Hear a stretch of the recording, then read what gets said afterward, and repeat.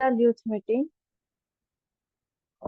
आज फेलोशिप को आरंभ करने पूर्व मैं एक प्रभुंकर वाक्य दे प्रभु आज फेलोशिप को आरंभ करने को चाहे जहाँ लिखा जाइए विलाप 3:22 आउ 23 सदा प्रभुंकर विविध दया सकाशु आमे माने विनष्ट होइनाहु कारण ताहांकर करुणा शेष हुए नाही से सबु प्रति प्रभात नूतन तुमर विश्वस्तता महत तांकरी दया तांकरी करुणा हेतु प्रभु आज आम जीवन रे बंचे कि आउ real ministry of India youth special youth meeting रे आज आम जोग देबा पाई प्रभु आज आम बंचे तांकरी केवल तांकरी महिमा गौरव और प्रशंसा करबा निमंते असंत मैंने आज कार्यक्रम को आरंभ करने पूर्व मु एक सर्टली प्रेयर करने को चाहे निज निजर चक्षु को बंद कर प्रभु को धन्यवाद देवा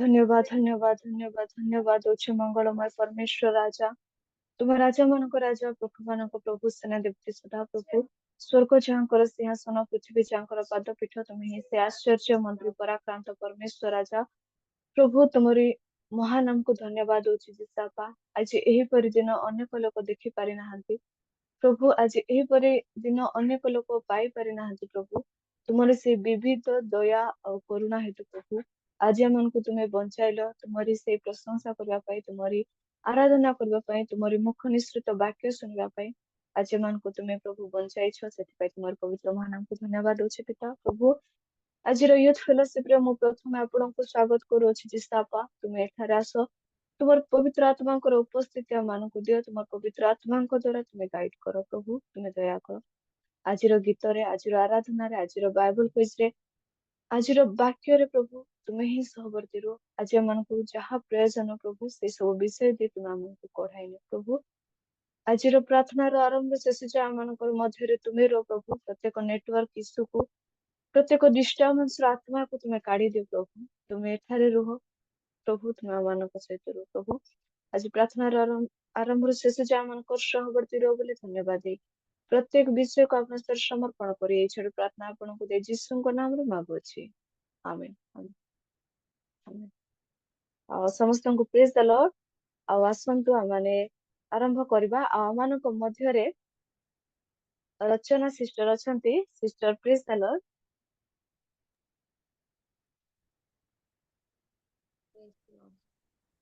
प्रेज द लॉर्ड सिस्टर आपण प्रारंभिक गीत गाय आमान को आगो को पढ़ाई नेबे हालेलुया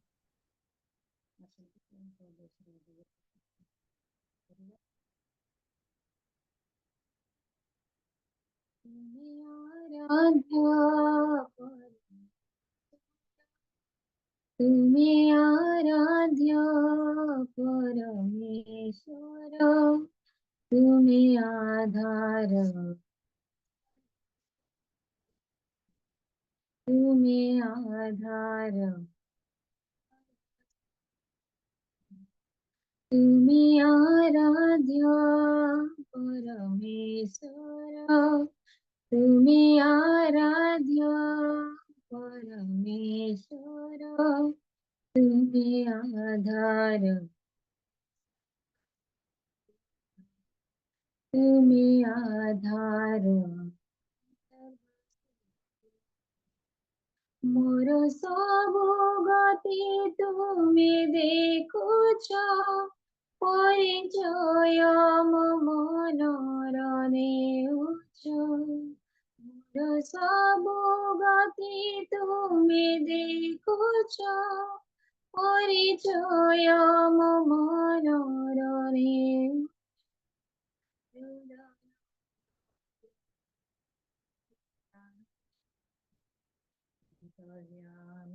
प्रभु मो जीवनर हृदयर चिंता सबु जानुछ अंतर्यामी प्रभु मो जीवनर तुम्हें आराध्य परमेश्वर तुम्हें आराध्य परमेश्वर तुम्हें आधार सर्वसृष्टिर तुमे आधार सर्वसृष्टि अङ्ग प्रत्यङ्ग प्रेमरे गणिछ माता उदरे जतने खञ्जिछ अङ्ग प्रत्यङ्ग प्रेमरे गणिछ माता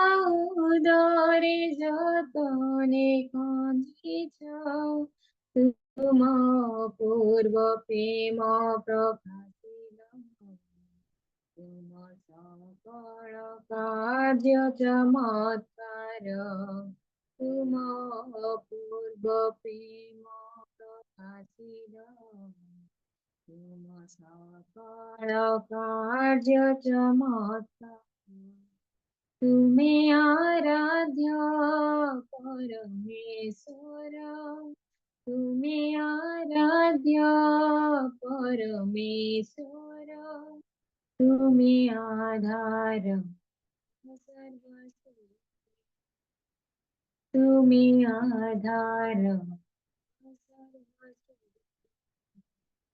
केउठाको जीवित तुम आत्मा ठारू केउठाको जीवित तुम साक्ष्य तरू केउठाको जीवित तुम आत्मा ठारू केउठाको जीवित तुम साक्ष्य तरू तुम गौरव हेउ विराजित पराक्रमी प्रभु हे जीवनर तुम गौरव हेउ विराजित पराक्रमी प्रभु हे जगतर तुमे आराध्य परमेश्वर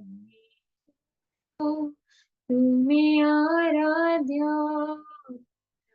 परमेश्वर तुमे आधार सर्वस्तुतिर तुमे आधार सर्वस्तुतिर तुमे आराध्य परमेश्वर तुमे आराध्य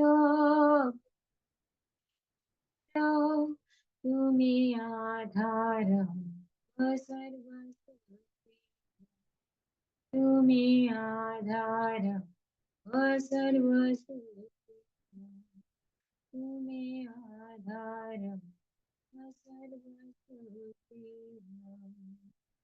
हालेलुया प्रेज द लॉर्ड धन्यवाद सिस्टर अति सुंदर गीत गाई आमको प्रभुଙ୍କର ନିକଟବର୍ତ୍ତୀ କରାଇଛନ୍ତି ଅତି ସୁନ୍ଦର ଗୀତ ଆମମାନେ ପ୍ରଭାତ ସମୟରେ ଶୁଣି ଆସିଅଛୁ ଆସନ୍ତୁ ଆମମାନେ ଏଇ ସୁନ୍ଦର ଗୀତ ପାଇଁ ଆଉ ଏକ ଉଚ୍ଚ କରତାଳ ଦେଇ ଆଉ ସିଷ୍ଟରଙ୍କୁ ଧନ୍ୟବାଦ ଧନ୍ୟବାଦ ଆଉ ଏବେ ଆମମାନେ ବାଇବଲ କୁଇଜ ମଧ୍ୟମକୁ ଯିବା ଆଉ ମାନଙ୍କ ମଧ୍ୟରେ ଆ ଭାଇ ଇମାନୁଏଲ ଚାଲ ଅଛନ୍ତି ଭାଇ ପ୍ରେଜ ଦ ଲର୍ଡ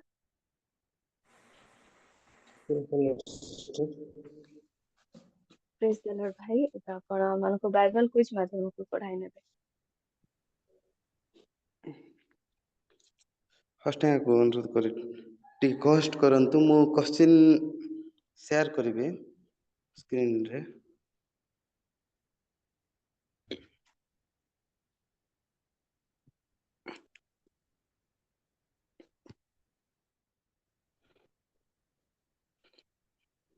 ଧନ୍ୟବାଦ ଆଉ ଧନ୍ୟବାଦ ଦେଉଛି ରେଲ ମିନିଷ୍ଟ୍ରିକୁ ମୋତେ ଏଠାରେ କୁଇଜ୍ ପାଇଁ ସୁଯୋଗ ଦେଇଥିବାରୁ ପ୍ରଶ୍ନ ଆଡ଼କୁ ଯିବା ଆପଣଙ୍କର ଭିଡିଓ ଅନ୍ କରନ୍ତୁ ଇମାନୁଏଲ ଭାଇ ଭାଇ ମୁଁ ଟିକେ ଅନ୍ଧାରରେ ଅଛି ତ ତେଣୁକରି ଭିଡ଼ିଓ ଅନ୍ କରିପାରୁନାହିଁ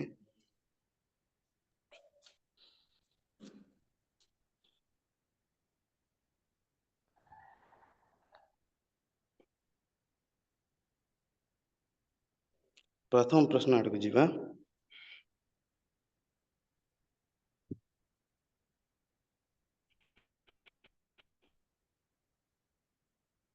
world will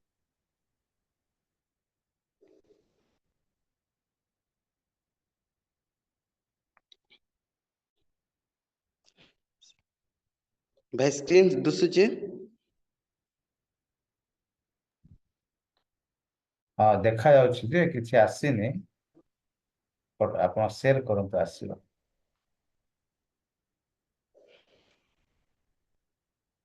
ସେୟାର କରିଛି ଭାଇ। ହଁ ଦେଖାଯାଉଛି, ଦେଖାଯାଉଛି। ପ୍ରଶ୍ନ ପଢିଦେବ ପ୍ରଶ୍ନ। ଜିରୁସା ସହରର ନିକଟରେ ଗୋଟିଏ ପୋଖରୀ, ତାର ସେଗୁଡ଼ିକରେ ପଡି ରହୁଥିଲେ, କାରଣ କଣ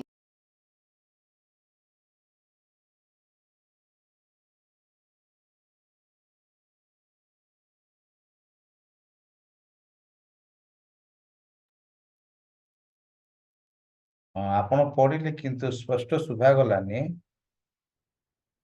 ମୋର ଟିକେ ହ୍ୟାଙ୍ଗ ହେଇଗଲା ତ, ଏଣୁକରି ମୁଁ ଆଉ ଥରେ ପଢିଦଉଛି।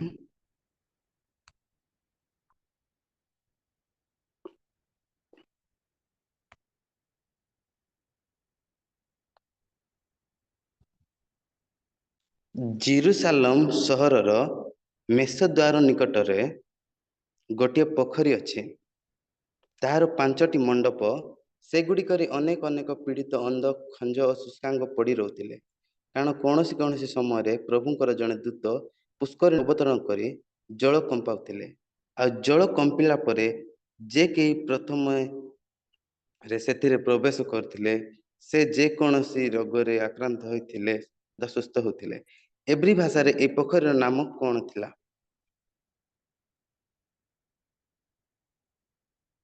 ବେତ୍ସୋଧା।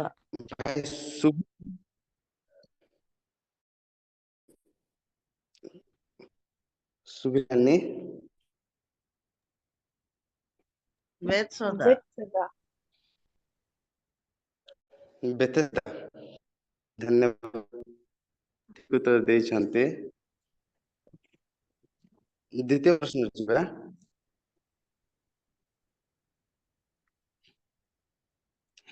ରାଜା ନିଶ୍ଚିତ 60 ହାତ ଉଚ୍ଚ ଓ 6 ହାତ ପ୍ରସ୍ଥ ଏକ ସୁବର୍ଣ୍ଣ ପ୍ରତିମା ନିର୍ମାଣ କରିଥିଲେ, ତାହା କେଉଁ ପ୍ରଦେଶର କେଉଁ ସ୍ଥାନରେ କରିଥିଲେ?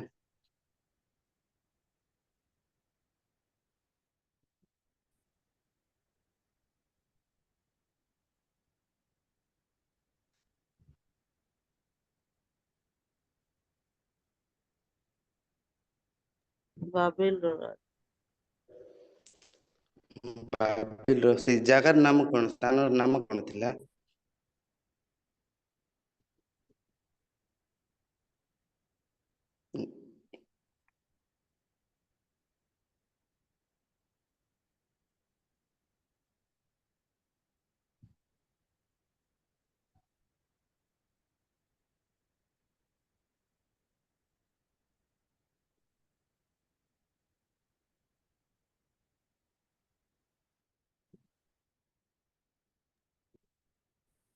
ଆପଣ କହିଦିଅନ୍ତୁ ଭାଇ।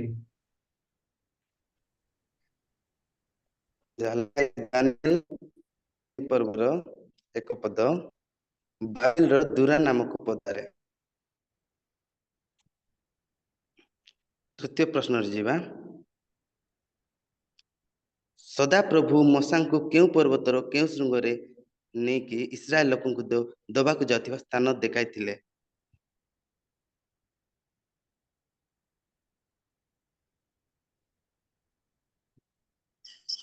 ସାର୍ ସିନାଇ ପର୍ବତରେ। ନାଇଁ ଭାଇ,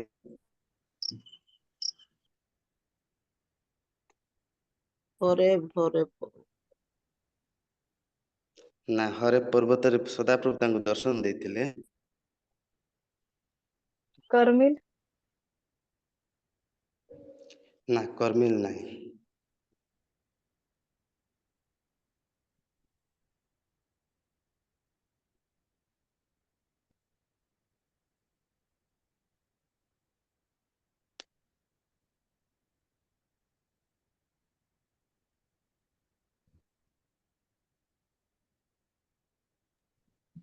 ମୋରିଆ ପର୍ବତ। ମରିଆ ନାଇଁ ଭାଇ।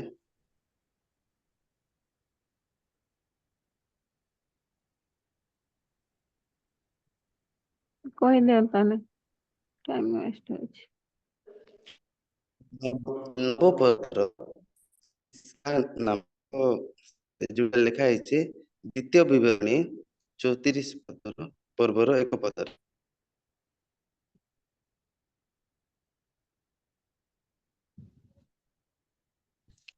ଅବ୍ରାହମ ସାରାଙ୍କ କବରଦାନୀ କେଉଁ ଜାଗାକୁ ମାଗିଥିଲେ?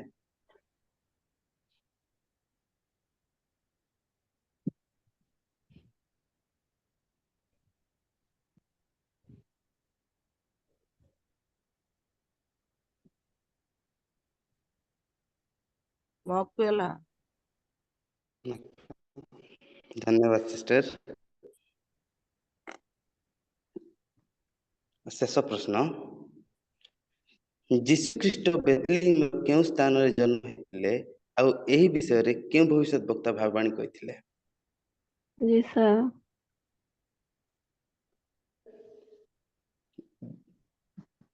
ବେଥଲେହେମରେ ଜନ୍ମ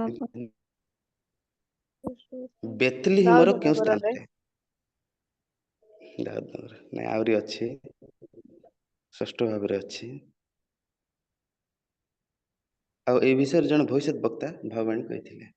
ଯିଶା। ନାଇଁ।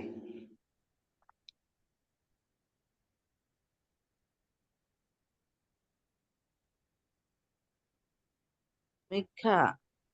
ହଁ, ମିକା ଭବିଷ୍ୟତ ବକ୍ତା ଭାବବାଣୀ କହିଥିଲେ। ଯିହୁଦା ପ୍ରଦେଶ। ସେ ବେଥଲେହେମର ଗୋଟେ ଇଫ୍ରାତା। ୱାର୍ଡ ଅଛି ଏଫ୍ରାତା। ଧନ୍ୟବାଦ ସିଷ୍ଟର। ଧନ୍ୟବାଦ ମୋତେ ବାଇବେଲ କୁଇଜ ପାଇଁ ସୁଯୋଗ ଦେଇଥିବାରୁ। ଧନ୍ୟବାଦ ସିଷ୍ଟର। ଧନ୍ୟବାଦ ଭାଇ, ଧନ୍ୟବାଦ। ଅତି ସୁନ୍ଦର ଭାବରେ ଆମମାନଙ୍କୁ ବାଇବେଲ କୁଇଜରେ ପଢାଇ ନେଇଛନ୍ତି ଆଉ ସ୍କ୍ରିନ ସେୟାର କରି ଆମମାନଙ୍କୁ କୋଶ୍ଚିନ୍ ଆଉ ଶୋ କରାଇଛନ୍ତି। ଅତି ସୁନ୍ଦର ଭାବରେ ଆମମାନଙ୍କୁ ବାଇବେଲ ଡିପ୍ ବିଷୟ ଦେଇଛନ୍ତି। ଆମମାନେ ଏଥିରେ ଜାଣିପାରିଲୁ ଆମେ ଆହୁରି ବାକ୍ୟକୁ ପଢିବାର ଆମମାନଙ୍କର ଆବଶ୍ୟକ ଅଛି, ବାକ୍ୟକୁ ମନେ ରଖିବାର ଆବଶ୍ୟକ ଅଛି। ଆମେ ସିଓର ଆଉ ପଢି ଆଉ ମନେ ରଖିବାକୁ ଚେଷ୍ଟା କରିବୁ। ଆସନ୍ତା ମାନେ ଏତେ କଷ୍ଟ କରି ଭାଇ ଆମମାନଙ୍କ ପାଇଁ ବାଇବଲରୁ ବାକ୍ୟ ଖୋଜି ଖୋଜିକି ଆମମାନଙ୍କୁ ବାକ୍ୟ ସେୟାର କରିକି ଆଉ ବାଇବଲ କୁଇଜ ମାଧ୍ୟମ କଢାଇ ନେଲେ ଭାଇଙ୍କ ପାଇଁ ଏକ ଉଚ୍ଚ କରତାଳି ଦେବା। ଆଉ ଭାଇଙ୍କୁ ପ୍ରଭୁ ଆହୁରି ଆଶୀର୍ବାଦ କରନ୍ତୁ, ଏହିପରି ତାଙ୍କର ବାକ୍ୟର ନିଗୁଡ ତତ୍ତ୍ୱ ବୁଝି ଆଉ ଥରେ ଆମମାନଙ୍କ ନିକଟରେ ବାଇବଲ କୁଇଜ କରିବାକୁ ଭାଇଙ୍କୁ ସୁଯୋଗ ଦିଅନ୍ତୁ। ଆଉ ଆମେ ବି ଚାହୁଁଛୁ ଭାଇ ଆଉ ଥରେ ଆମମାନଙ୍କ ମଧ୍ୟରେ ଆସି ବାଇବଲ କୁଇଜ କରନ୍ତୁ। ଆଉ ଆସନ୍ତୁ ଆମମାନେ ଆଉ ଏକ ଗୀତ ଶୁଣିବାକୁ ଯିବା। ଆମମାନଙ୍କର ମଧ୍ୟରେ ଭାଇ ୟେଶୁ ଚରଣ ଅଛନ୍ତି, ସେମାନଙ୍କୁ ସେକେଣ୍ଡ ଗୀତ ଗାଇ ପ୍ରଭୁଙ୍କର ଉପସ୍ଥିତି ମଧ୍ୟକୁ କଢାଇ ନେବେ। ଭାଇ ପ୍ଲିଜ ହେଲୋ।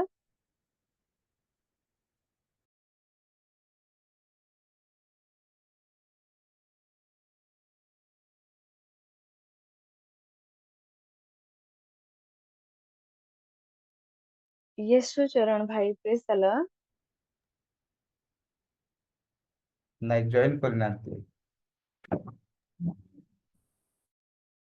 ଜଏନ୍ କରିନାହାନ୍ତି। ଆମମାନଙ୍କ ମଧ୍ୟରେ ଯଦି କେହି ଗୀତ ଗାଇପାରିବେ ତ ଆପଣମାନେ ଗାଇପାରିବେ।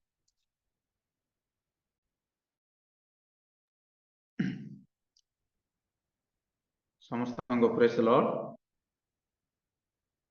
ପ୍ରଭୁଙ୍କର ଗୌରବ ଧନ୍ୟବାଦ ହେଉ।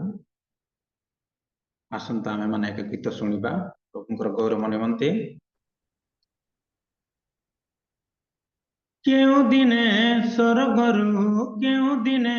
ସ୍ୱର୍ଗରୁ ଆସିବେ ମୋ ରାଜା, କରିବି ତାଙ୍କ ମୁଁ ଚରଣେ ପୂଜା, କରିବି ତାଙ୍କ ମୁଁ ଚରଣେ ପୂଜା। କେଉଁ ଦିନେ ସ୍ୱର୍ଗରୁ ଆସିବେ ମୋ ରାଜା, କରିବି ତାଙ୍କ ମୁଁ ଚରଣେ ପୂଜା, କରିବି ତାଙ୍କ ମୁଁ ଚରଣେ ପୂଜା। ଝୁରୁଛି ନୀତି ଦିବସ ରାତି, ଜାଗି ବସିଛି ଜାଲି ନୟନବତୀ, ଝୁରୁଛି ନୀତି ଦିବସ ରାତି ଜାଗି ବସିଛି ଜାଳି ନୟନବତୀ ଦେଖିବାକୁ ଅନୁପମ ମୁଖରୁ ଶୋଭା କରିବି ତାଙ୍କ ଚରଣେ ପୂଜା କରିବି ତାଙ୍କ ଚରଣେ ପୂଜା କେଉଁ ଦିନେ ସରଗରୁ ଆସିବେ ମୋ ରାଜା କରିବି ତାଙ୍କ ଚରଣେ ପୂଜା କରିବି ତାଙ୍କ ଚରଣେ ପୂଜା ଭଗତି ଭରେ ଲୋତକ ଝଳେ ଧୋଇବି ପାଦ ଥୋଇ ମମତା ପରେ ଭଗତି ଭରେ ଲୋତକ ଜଳେ ଧୋଇବି ପାଦ ଥୋଇ ମମତା ପରେ ବସାଇବି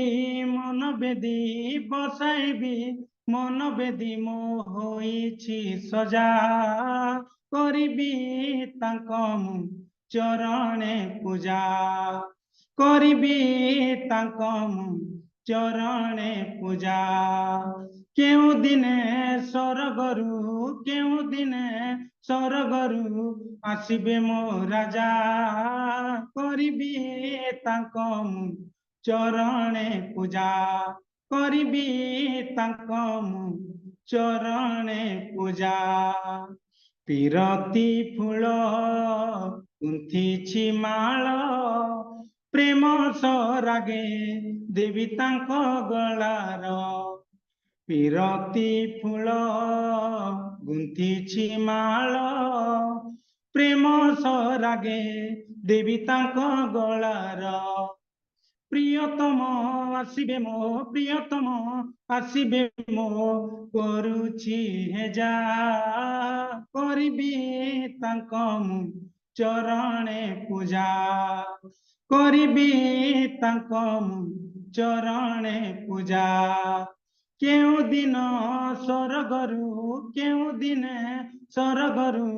ଆସିବେ ମୋ ରାଜା କରିବି ତାଙ୍କ ଚରଣେ ପୂଜା କରିବି ତାଙ୍କ ଚରଣେ ପୂଜା କରିବି ତାଙ୍କ ଚରଣେ ପୂଜା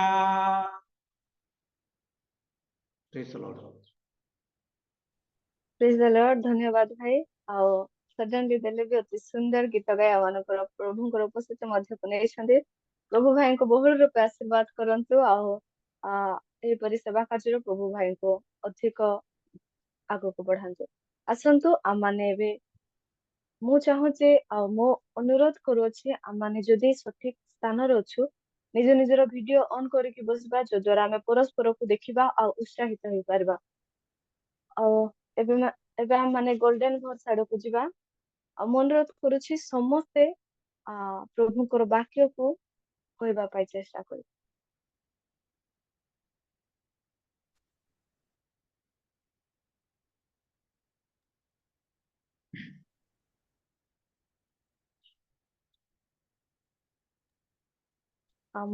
ପ୍ରଥମେ ମୁଁ କହୁଛି ତୁମ ବାକ୍ୟ ମୋ ଚରଣ ପାଇଁ ପ୍ରଦୀପ ଓ ମୋ ପଥ ପାଇଁ ଆଲୁଅ ଅଟେ। ଗୀତ ସଂହିତା 119 105।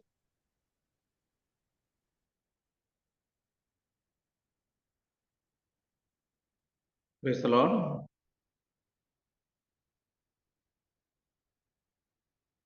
ହେ ପରିଶାନ୍ତ ଭାରଗ୍ରସ୍ତ ଲୋକ ସମସ୍ତେ ମୋ ନିକଟକୁ ଆସ ମୁଁ ତୁମମାନଙ୍କୁ ବିଶ୍ରାମ ଦେବି।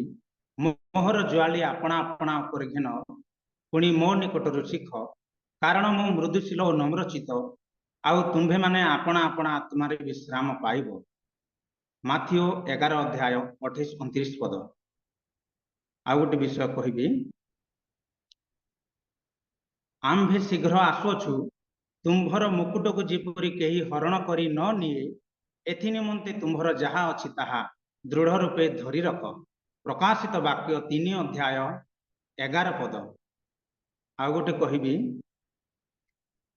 ଦେଖ ଆମ୍ଭେ ଶୀଘ୍ର ଆସୁଅଛୁ, ପ୍ରତ୍ୟେକ ଲୋକଙ୍କୁ ତାହାର କର୍ମାନୁସାରେ ଫଳ ଦେବାକୁ ଆମ୍ଭର ପୁରସ୍କାର ଆମ୍ଭ ସଙ୍ଗରେ ଅଛି।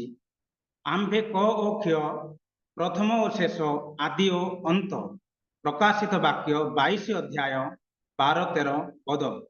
ଧନ୍ୟବାଦ। ଆପଣ ମାନେ ସମସ୍ତେ ଅନମ୍ୟୁଟ କରିକି ଈଶ୍ୱରଙ୍କ ବାକ୍ୟ କହିପାରିବେ।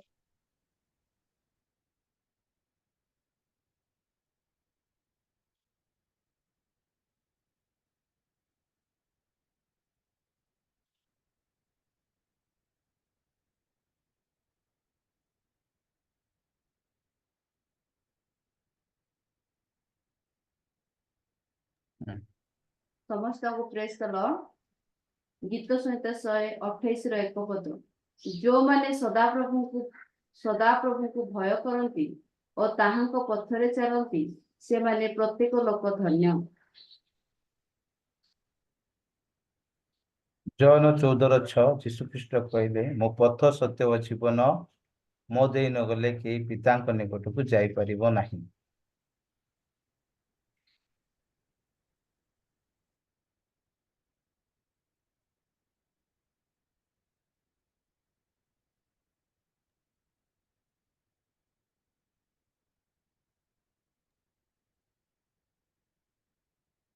ଆପଣ ମାନେ ସମସ୍ତେ କହିପାରିବେ, ଖାଲି ୟୁଥ୍ ବୋଲି ନାହିଁ, ସମସ୍ତେ କହିପାରିବେ।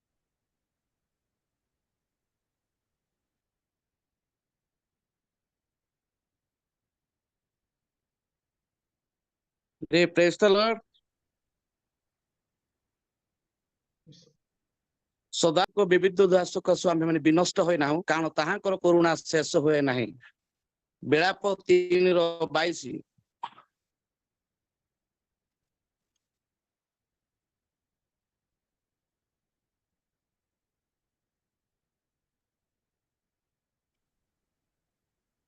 Praise the Lord.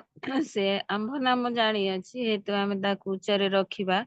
ସେ ଆମ୍ଭ ଉପରେ ଆପଣା ସ୍ନେହ ରଖିଅଛି, ହେତୁ ଆମେ ତାକୁ ଉଦ୍ଧାର କରିବା। ଗୀତ ସଂହିତା 91:14।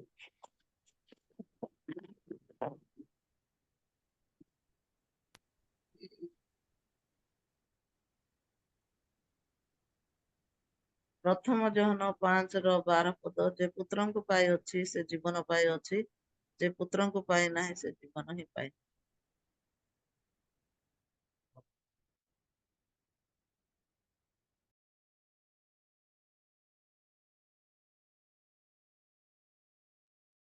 ସମସ୍ତଙ୍କୁ ନମସ୍କାର। ହିତୋପଦେଶ 5:4 ଜ୍ଞାନ ଅର୍ଜନ କର, ସୁବିବେଚନା ଲାଭ କର, ତାହା ଭୁଲ ନାହିଁ, ପୁଣି ମୋ ମୁଖର ବାକ୍ୟରୁ ବିମୁଖ ହୁଅ ନାହିଁ। Praise the Lord.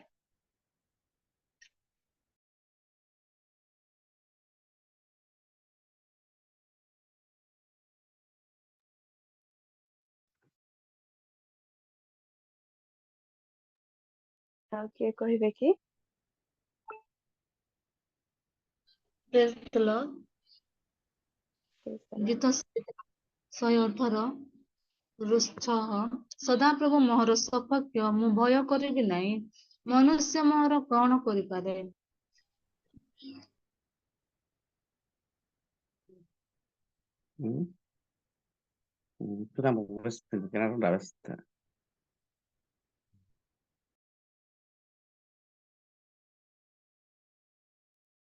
ଆଉ କିଏ କହିବେ?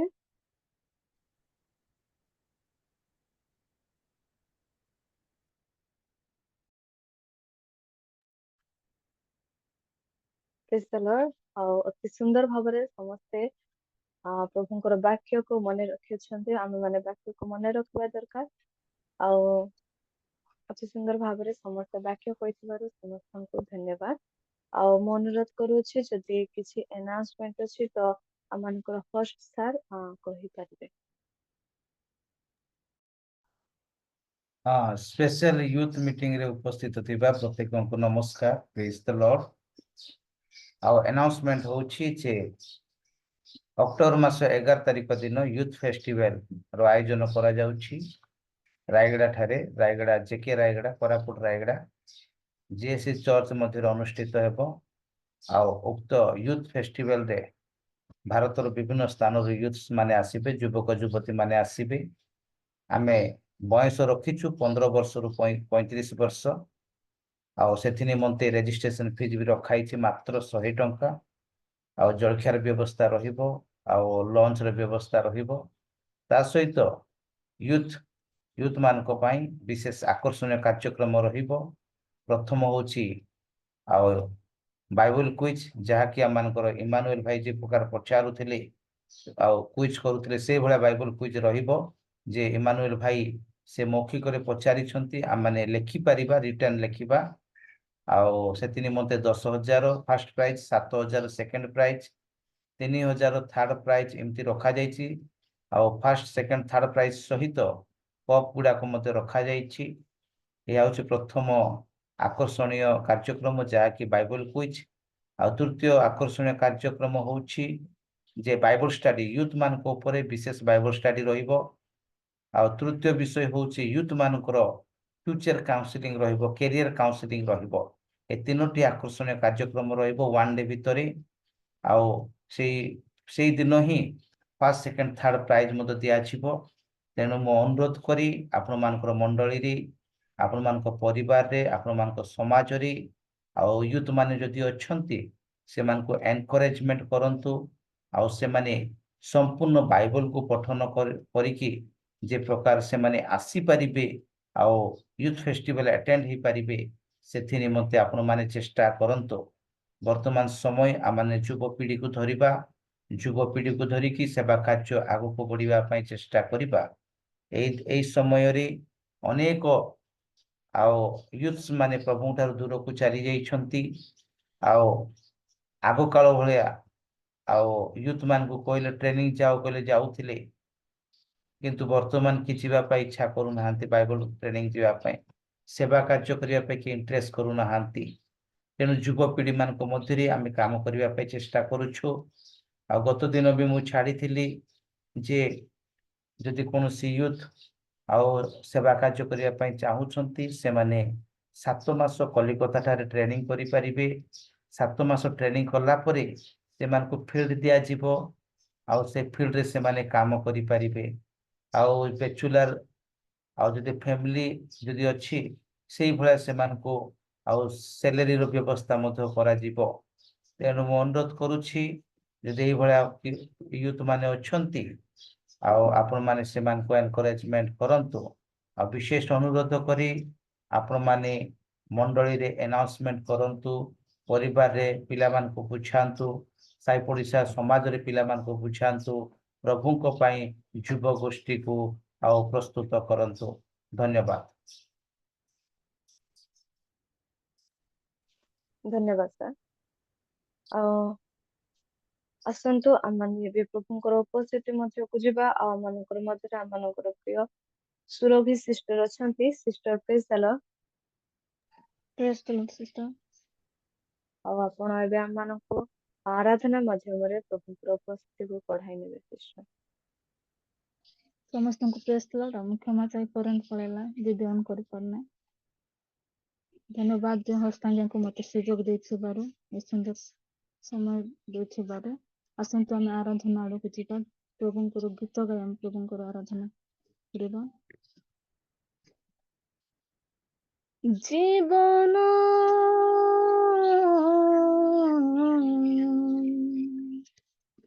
କେତେବେଳେ ଚାଲି ଯିବ, ଜୀବନ ଜୀବନ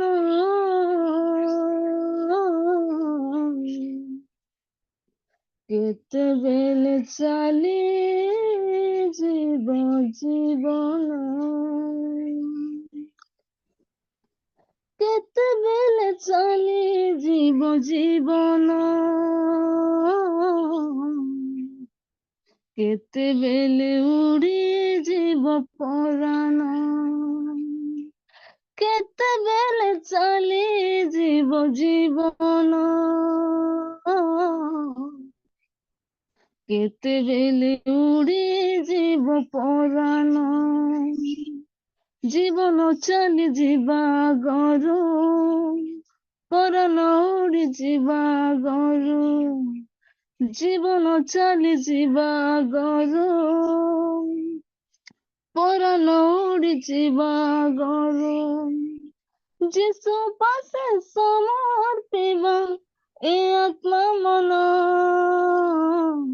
କେତେବେଳେ ଚାଲି ଯିବ ଜୀବନ ଜୀବନ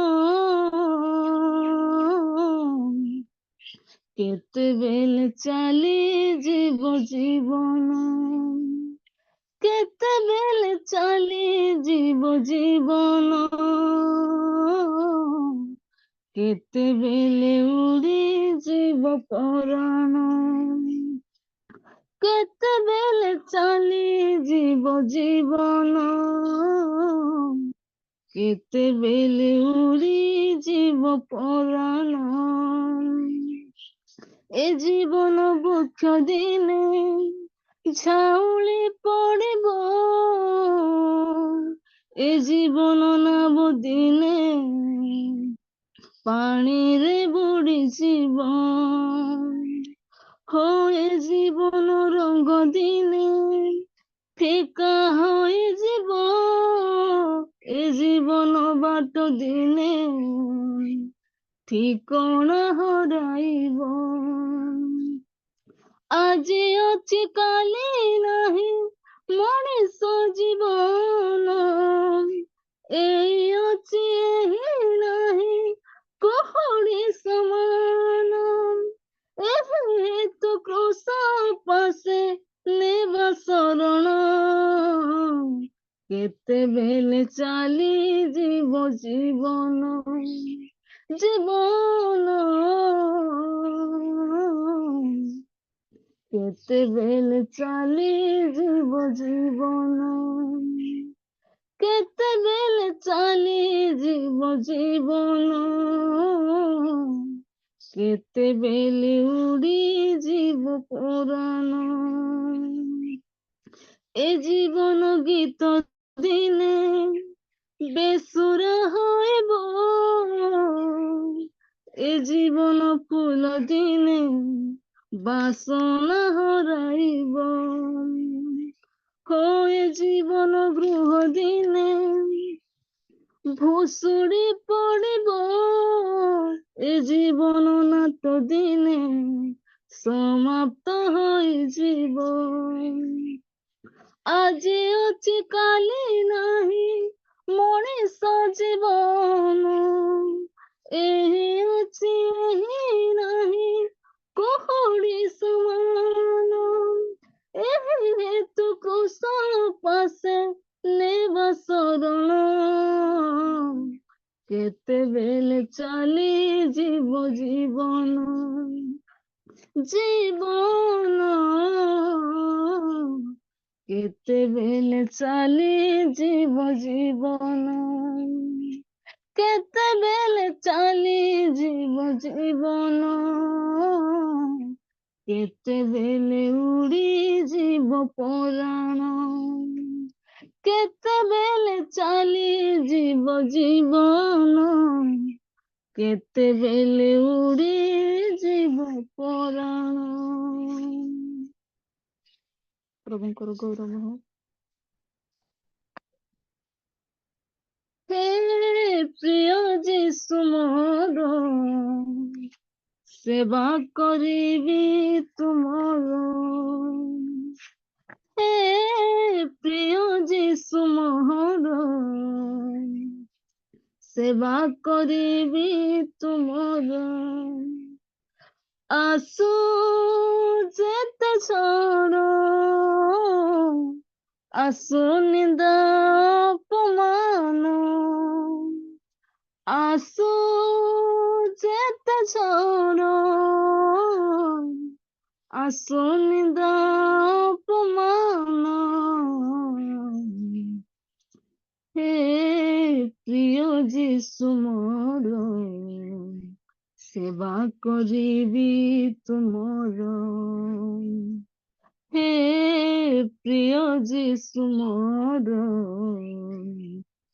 ସେବା କରିବି ତୁମର ତୁମେ ମୋର ଶକ୍ତିଦାତା,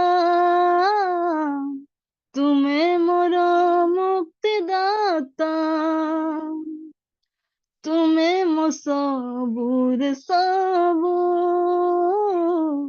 ବିଶ୍ୱାସ ଭରସା ଦାତା, ତୁମେ ମୋର ଶକ୍ତିଦାତା, ତୁମେ ମୋର ମୁକ୍ତିଦାତା, ତୁମେ ମୋ ସବୁରେ ସବୁ, ବିଶ୍ୱାସ ଭରସା ଦାତା, ତୁମେ ଥିଲେ ସାଥେ ଲଭିବି ମୁଁ ପରିତ୍ରାଣ, ତୁମେ ଥିଲେ ସାଥେ ଲଭିବି ମୁଁ ପରିତ୍ରାଣ,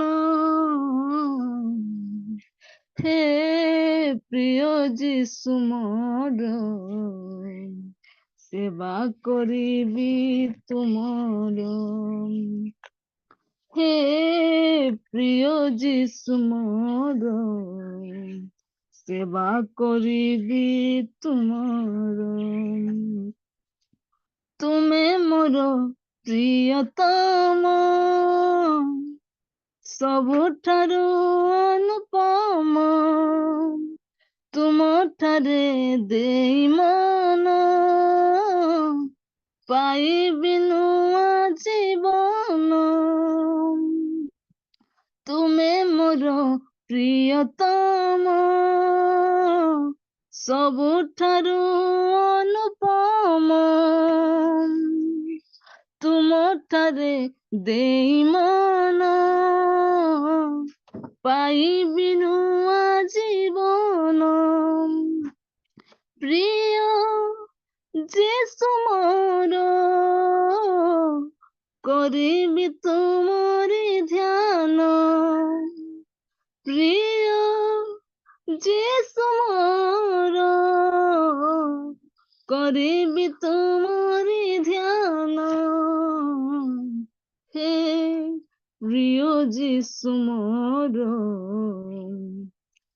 ସେବା କରିବି ତୁମର, ହେ ପ୍ରିୟ ଯୀଶୁ ମୋର ସେବା କରିବି ତୁମର, ଆସୁ ଯେତେ ଝଡ଼, ଆସୁ ନିନ୍ଦା ଅପମାନ, ଆସୁ ଯେତେ ଝଡ଼, ଆସୁ ନିନ୍ଦା ଅପମାନ, ହେ ପ୍ରିୟ ଯୀଶୁ ମୋର ସେବା କରିବି ତୁମର, ହେ ପ୍ରିୟ ଯୀଶୁ ମୋର ସେବା କରିବି ତୁମର। ଧନ୍ୟବାଦ ପିତା, ମୋର ମହାନ ନାମର ଧନ୍ୟବାଦ ଦଉଛି ଗୋ ପିତା ପରମେଶ୍ୱର ପ୍ରଭୁ। ଆଜି ମୋର ସାନ୍ତ୍ୱନାକାରୀ ପରମେଶ୍ୱର ତମେ ଅଟ ପ୍ରଭୁ, ମୋର ଶକ୍ତିଦାତା ପରମେଶ୍ୱର ତମେ ପ୍ରଭୁ, ତୁମ ମହାନ ନାମର ଧନ୍ୟବାଦ ଦଉଛି ଯେହୋବା ଜିରି ପରମେଶ୍ୱର ପ୍ରଭୁ। ଆଜି ପିତା ପରମେଶ୍ୱର ରାଜା, ଆଜି ମୁଖ ଦେଇ ପିତା ପରମେଶ୍ୱର ପ୍ରଭୁ, ଆଜି ପ୍ରଶଂସା ପାଅ ଗୋ ପିତା ପରମେଶ୍ୱର ରାଜା। ଆଜି ଯେହୋବା ଜିରି ପରମେଶ୍ୱର ପ୍ରଭୁ, ମୁଁ କିଛି ଜାଣି ନାହିଁ ପରମେଶ୍ୱର ରାଜା, ଆଜି ତମେ ପିତା ପରମେଶ୍ୱର ରାଜା ମୋ ଦେଇ ତମେ କଥା କୁହ ବୋଲି ମାଗୁଅଛି ପରମେଶ୍ୱର ପ୍ରଭୁ। ଧନ୍ୟବାଦ ଦଉଛି ରାଜା। ଏମିତି ଭୁଲିବି ସେ ପ୍ରେମ, ସେ ପ୍ରେମ ଅଛି ମୋ ଜୀବନ, କେମିତି ଭୁଲିବି ସେ ପ୍ରେମ, ସେ ପ୍ରେମ ଅଛି ମୋ ଜୀବନ, ଖୋଜି ଖୋଜି ଉଧାରିଲେ କଲେ ମତେ ନିଜର, ଖୋଜି ଖୋଜି ଉଧାରିଲେ କଲେ ମତେ ନିଜର, କେମିତି ଭୁଲି ଭୁଲିବି ସେ ପ୍ରେମ ସେ ପ୍ରେମେ ଅଛି ମୋ ଜୀବନ କେମିତି ଭୁଲିବି ସେ ପ୍ରେମ ସେ ପ୍ରେମେ ଅଛି ମୋ ଜୀବନ ହୋଇଥିଲି ଯେବେ ମୁଁ ଏକା କେହି ନଥିଲେ ମୋ ସାହା ଅନ୍ଧକାରେ ହୋଇଥିଲେ ଦୁନିଆରେ ଆଶାର ହୋଇଥିଲି ଯେବେ ମୁଁ ଏକା କେହି ନଥିଲେ ମୋ ସାହା ଅନ୍ଧକାରେ ହୋଇଥିଲେ ଦୁନିଆରେ ଆଶାର ପାଶେ ଆସି ଲୁହ ପୋଛି ହୋଇଲେ ସାହାରା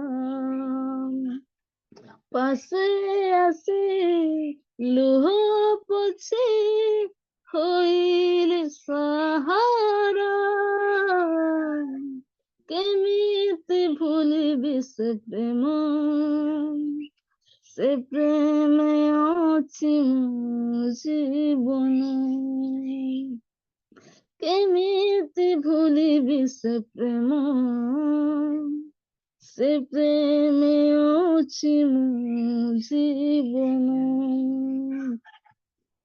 ଓ ବାଟରେ ଚାଲୁଥିଲି ମୁଁ ପାପ ପଥେ ଝୁଣ୍ଟୁଥିଲି ମୁଁ ଦେଖାଇଲେ ଯିଶୁ ଜୀବନର ପଥ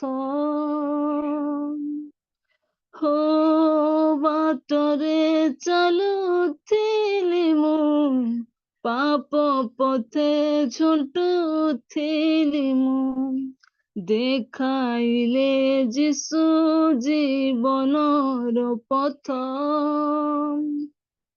ପାଶେ ଆସି ହାତ ଧରି କରିଲେ ନିଜର ପାଶେ ଆସି ହାତ ଧରି କରିଲେ ନିଜର କେମିତି ଭୁଲିବି ସେ ପ୍ରେମ ସେ ପ୍ରେମେ ଅଛି ମୋ ଜୀବନ କେମିତି ଭୁଲିବି ସେ ପ୍ରେମ ସେ ପ୍ରେମେ ଅଛି ମୋ ଜୀବନ ଧନ୍ୟବାଦ ପ୍ରଭୁ ତମ ମହାନ ନାମ ଧନ୍ୟବାଦ ଦେଉଛୁ ରାଜା ତୁମ ସ୍ତୁତି ପ୍ରଶଂସା ପାଇବା ପରମେଶ୍ୱର ତମେ ଏକ ପ୍ରଭୁ ଆଜି ତମର ସେ ମହାନ ପ୍ରେମରେ ରାଜା ଆଜି ମାନଙ୍କୁ ପ୍ରେମ କରିଆସ ପ୍ରଭୁ ତମ ମହାନ ନାମ ଧନ୍ୟବାଦ ଦେଉଛି ପ୍ରଭୁ ଆଜି ତମର ସେ ବହୁମୂଲ୍ୟ ପ୍ରେମକୁ ଯେ ପ୍ରକାର ପ୍ରଭୁ ଆଜି ଆମମାନଙ୍କର ଜୀବନ ଭୁଲି ନ ଯିବୁ ରାଜା ତମେ ସହାୟତା କର ବୋଲି ମାଗୁଛି ପରମେଶ୍ୱର ପ୍ରଭୁ ତୁମର ସ୍ତୁତି ପ୍ରଶଂସା ହଉ ରାଜା ଏ ମନ ପ୍ରଭୁଙ୍କ ଆରାଧନା ରେ ପ୍ରାଣ ପ୍ରଭୁଙ୍କ ସ୍ତୁତି ତୁ ରେ ମନ ପ୍ରଭୁଙ୍କ ଆରାଧନା ରେ ପ୍ରାଣ ପ୍ରଭୁଙ୍କ ସ୍ତୁତି ତୁ ସେ ଖୋଜିଲେ ତତେ ଆବରିଲେ ତତେ ସବୁ ତ୍ୟାଗ କରି ତ୍ରାଣ ଦେଲେ ତତେ ସେ ଖୋଜିଲେ ତତେ ଆବରିଲେ ତତେ ସବୁ ତ୍ୟାଗ କରି ତ୍ରାଣ ଦେଲେ ତତେ ରେ ମନ ଏ ମନ ପ୍ରଭୁଙ୍କ ଆରାଧନା ରେ ପ୍ରାଣ ପ୍ରଭୁଙ୍କ ସ୍ତୁତି ତୁ ଏ ମନ ପ୍ରଭୁଙ୍କ ଆରାଧନା ରେ ପ୍ରାଣ ପ୍ରଭୁଙ୍କ ସ୍ତୁତି ତୁ ତ ଦିନ ଯେ ବିତୁଥିଲା ଝଡ଼ି ପଡୁଥିବା ତୃଣ ପରି ନ ତ୍ୟାଗି ସେ ପ୍ରେମେ ତତେ ବାହୁରେ ନେଲେ ଆବରି हो तो ଦିନ ଯେ ବିତୁଥିଲା ଝଡ଼ି ପଡୁଥିବା ତୃଣ ପରି ନ ତ୍ୟାଗି ସେ ପ୍ରେମେ ତତେ ବାହୁରେ ନେଲେ ଆବରି ସେ ଗଢ଼ିଲେ ତତେ ସେ ତୋଳିଲେ ତତେ ନିଜ ପ୍ରାଣ ଦେଇ ଆବରିଲେ ତତେ ସେ ଗଢ଼ିଲେ ତତେ ସେ ତୋଳିଲେ ତତେ ନିଜ ପ୍ରାଣ ଦେଇ ଆବରିଲେ ତତେ ଏ ମନ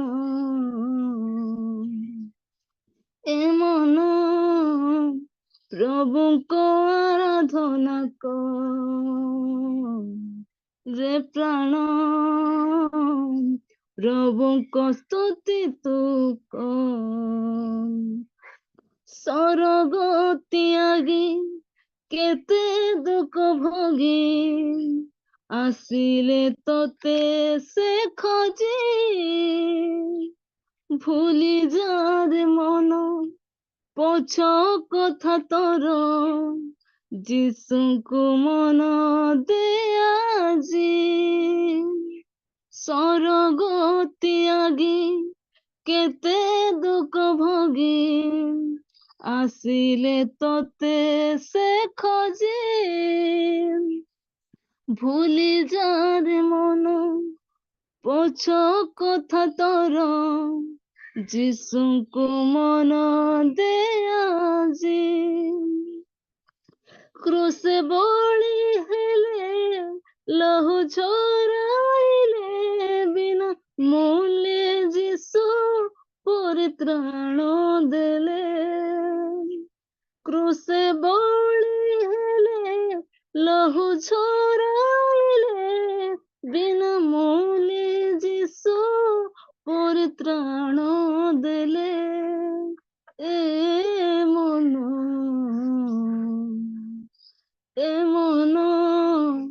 ପ୍ରଭୁଙ୍କ ଆରାଧନା ରେ ପ୍ରାଣ ପ୍ରଭୁଙ୍କ ସ୍ତୁତି ତୁ ସେ ଖୋଜିଲେ ତତେ ଆବରିଲେ ତତେ ସବୁ ତ୍ୟାଗ କରି ତ୍ରାଣ ଦେଲେ ତତେ ସେ ଖୋଜିଲେ ତତେ ଆବରିଲେ ତତେ ସବୁ ତ୍ୟାଗ କରି ତ୍ରାଣ ଦେଲେ ତତେ ଏ ମନ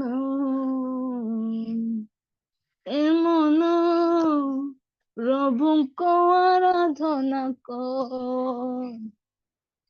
ରେ ପ୍ରାଣ ପ୍ରଭୁଙ୍କ ସ୍ତୁତି ତୁ ଏ ମନ ପ୍ରଭୁଙ୍କ ଆରାଧନା ଏ ପ୍ରାଣ ପ୍ରଭୁଙ୍କ ସ୍ତୁତି ତୁ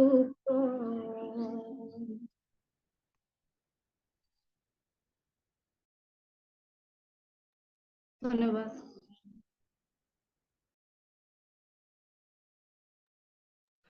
ଧନ୍ୟବାଦ ଝିଅ, ପ୍ରଭୁକୁ ଧନ୍ୟବାଦ ଦେବି, ଆପଣଙ୍କୁ ଧନ୍ୟବାଦ ଦେବି। ଏତେ ସୁନ୍ଦର 4ଟା ଗୀତ, ସେ ଅର୍ଥ ଯିଏ ଜାଣିବ ସିଏ ଜାଣିବ। ପ୍ରଭୁକୁ ଧନ୍ୟବାଦ ଦେବି। ଯୁବା କାଳରେ ପ୍ରଭୁ ବହୁତ ଆଶୀର୍ବାଦ କରୁଛୁ। धन्यवाद सिस्टर ଆଉ ଦିଦି କହିଲା ପରେ ଅତି ସୁନ୍ଦର ଅତି ମିନିଂଫୁଲ ଗୀତ ଗାଇ ଆଜି ଆମକୁ ପ୍ରଭୁଙ୍କର ଉପସ୍ଥିତି ମଧ୍ୟକୁ ବଢାଇ ନେଲେ। ଆସନ୍ତୁ ଆମମାନେ ପ୍ରଭୁଙ୍କ ଗୌରବ ଉଦ୍ଦେଶ୍ୟରେ ଗୋଟେ ଉଚ୍ଚ କରତାଳି ଦେବା। ମାନେ ଏତେ ସୁନ୍ଦର ଗୀତ ଗାଇ ପ୍ରଭୁଙ୍କର ଆରାଧନା କରିଥିବା ସିଷ୍ଟରଙ୍କ ନିମନ୍ତେ ସୁରଭି ସିଷ୍ଟରଙ୍କ ନିମନ୍ତେ ଏକ ଉଚ୍ଚ ଧନ୍ୟବାଦ। ଆଉ ପ୍ରଭୁ ଆପଣଙ୍କୁ ବହୁଳ ରୂପେ ଆଶୀର୍ବାଦ କରନ୍ତୁ। ଆଉ ଏହିପରି ଭାବରେ ଆଉ ତାଙ୍କର ସେବା କାର୍ଯ୍ୟ ପାଇଁ ଅଧିକରୁ ଅଧିକ ପ୍ରଭୁ ଆପଣଙ୍କୁ ବ୍ୟବହାର କରନ୍ତୁ। ଧନ୍ୟବାଦ। ଆଉ ମୁଁ ଅନୁରୋଧ କରୁଅଛି ଆମମାନଙ୍କ ମଧ୍ୟରେ ଭାଇ ଜିତେନ୍ଦ୍ର ଅଛନ୍ତି। ଜିତେନ୍ଦ୍ର ଭାଇ ପ୍ଲିଜ ଚାଲ। Praise the Lord, sister. ଆଉ ଆଜିର ପ୍ରାରମ୍ଭିକ ଗୀତ ଠାରୁ ଆରମ୍ଭ କରି ଆଉ ୱାର୍ସିପ ଯାଏଁ ୱାର୍ସିପ ପର୍ଯ୍ୟନ୍ତ ପ୍ରଭୁ ଆମମାନଙ୍କର ସହବର୍ତ୍ତୀ ଅଛନ୍ତି। ଆଉ ପ୍ରତ୍ୟେକ ଲୋକଙ୍କ ନିମନ୍ତେ ପ୍ରାର୍ଥନା କରନ୍ତୁ। ଆଉ ଆଗାମୀ ସମୟରେ ଯେଉଁ ପ୍ରଭୁଙ୍କ ଦାସ ଆମମାନଙ୍କ ମଧ୍ୟରେ ବାକ୍ୟ ନେଇ ଆସିବେ ତାଙ୍କ ନିମନ୍ତେ ପ୍ରାର୍ଥନା କରନ୍ତୁ। ଆଉ ବିଶେଷ କରି ୟୁଥ ମାନଙ୍କ ପାଇଁ ପ୍ରାର୍ଥନା କରନ୍ତୁ। ଆଉ ରିଏଲ ମିନିଷ୍ଟ୍ରି ଅଫ ଇଣ୍ଡିଆର ୟୁଥ ଆଉ ପ୍ରତ୍ୟେକ ୟୁଥ ନିମନ୍ତେ ପ୍ରାର୍ଥନା କରନ୍ତୁ। ଯେପରି ଆମେମାନେ ଆମମାନଙ୍କୁ ଯେପରି ପ୍ରଭୁ ସୁଯୋଗ ଦେଲେ ସେହିପରି ପ୍ରତ୍ୟେକ ଲୋକଙ୍କୁ ପ୍ରତ୍ୟେକ ଯୁବା ମାନଙ୍କୁ ସୁଯୋଗ ଦିଅନ୍ତୁ ପ୍ରଭୁଙ୍କର ବାକ୍ୟ ଶୁଣିବା ପାଇଁ ତାଙ୍କର ଆରାଧନା କରିବା ପାଇଁ। ଆଉ ସମସ୍ତଙ୍କ ନିମନ୍ତେ ପ୍ରାର୍ଥନା କରନ୍ତୁ ଭାଇ।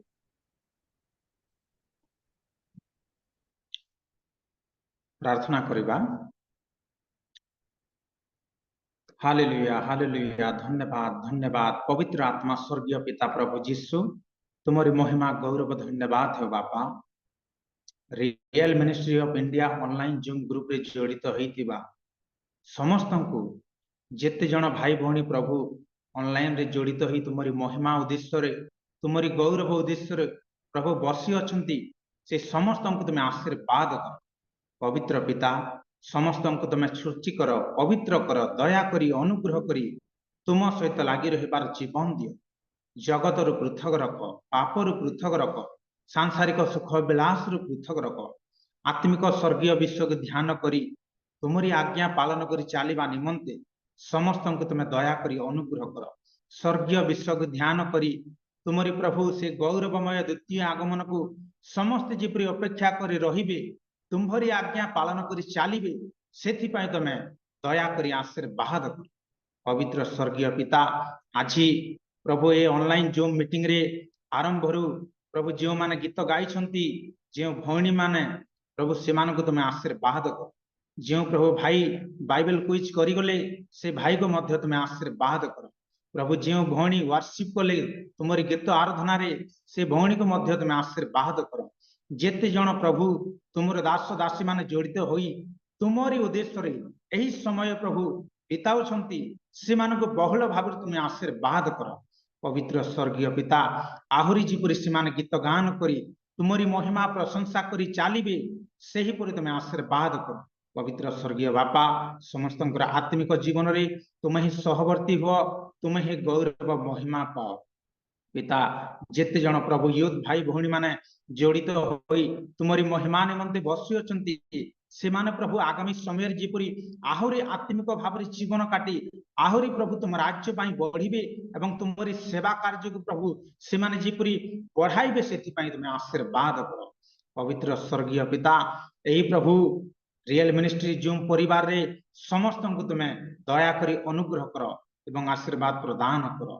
पवित्र स्वर्गीय बापा केही भी जणे जेपरी विनष्ट पथ को चली न जीवे भ्रांत रे पड़ी न जीवे तुम ठारू खसी न जीवे सेथि पई तुम दया करी अनुग्रह कर। पवित्र आत्मा समस्त को तुम आत्मिक स्वर्ग राज्य तुम बढ़ाई नियो तुमरी महिमा करी चलिबा जीवन शेष पर्यंत तुम आशीर्वाद कर। पवित्र स्वर्गीय बापा जो भौणी लीड करछंती से भौणी को मध्य आशीर्वाद कर। प्रभु आहुरी तुम राज्य पाई तुम व्यवहार कर। प्रभु तुम्हें गौरव पाओ एते बेले प्रार्थना करे बापा तुमरी प्रिय दास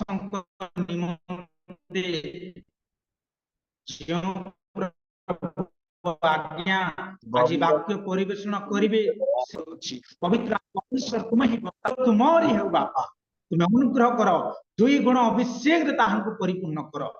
जो वाक्य प्रभु से परिवेषण करिवे प्रभु से वाक्य जिपरे आमे समस्त सुनी ବୁଝି ପାଳନ କରି ତୁମରି ରାଜ୍ୟ ପାଇଁ ପ୍ରସ୍ତୁତ ହେବୁ।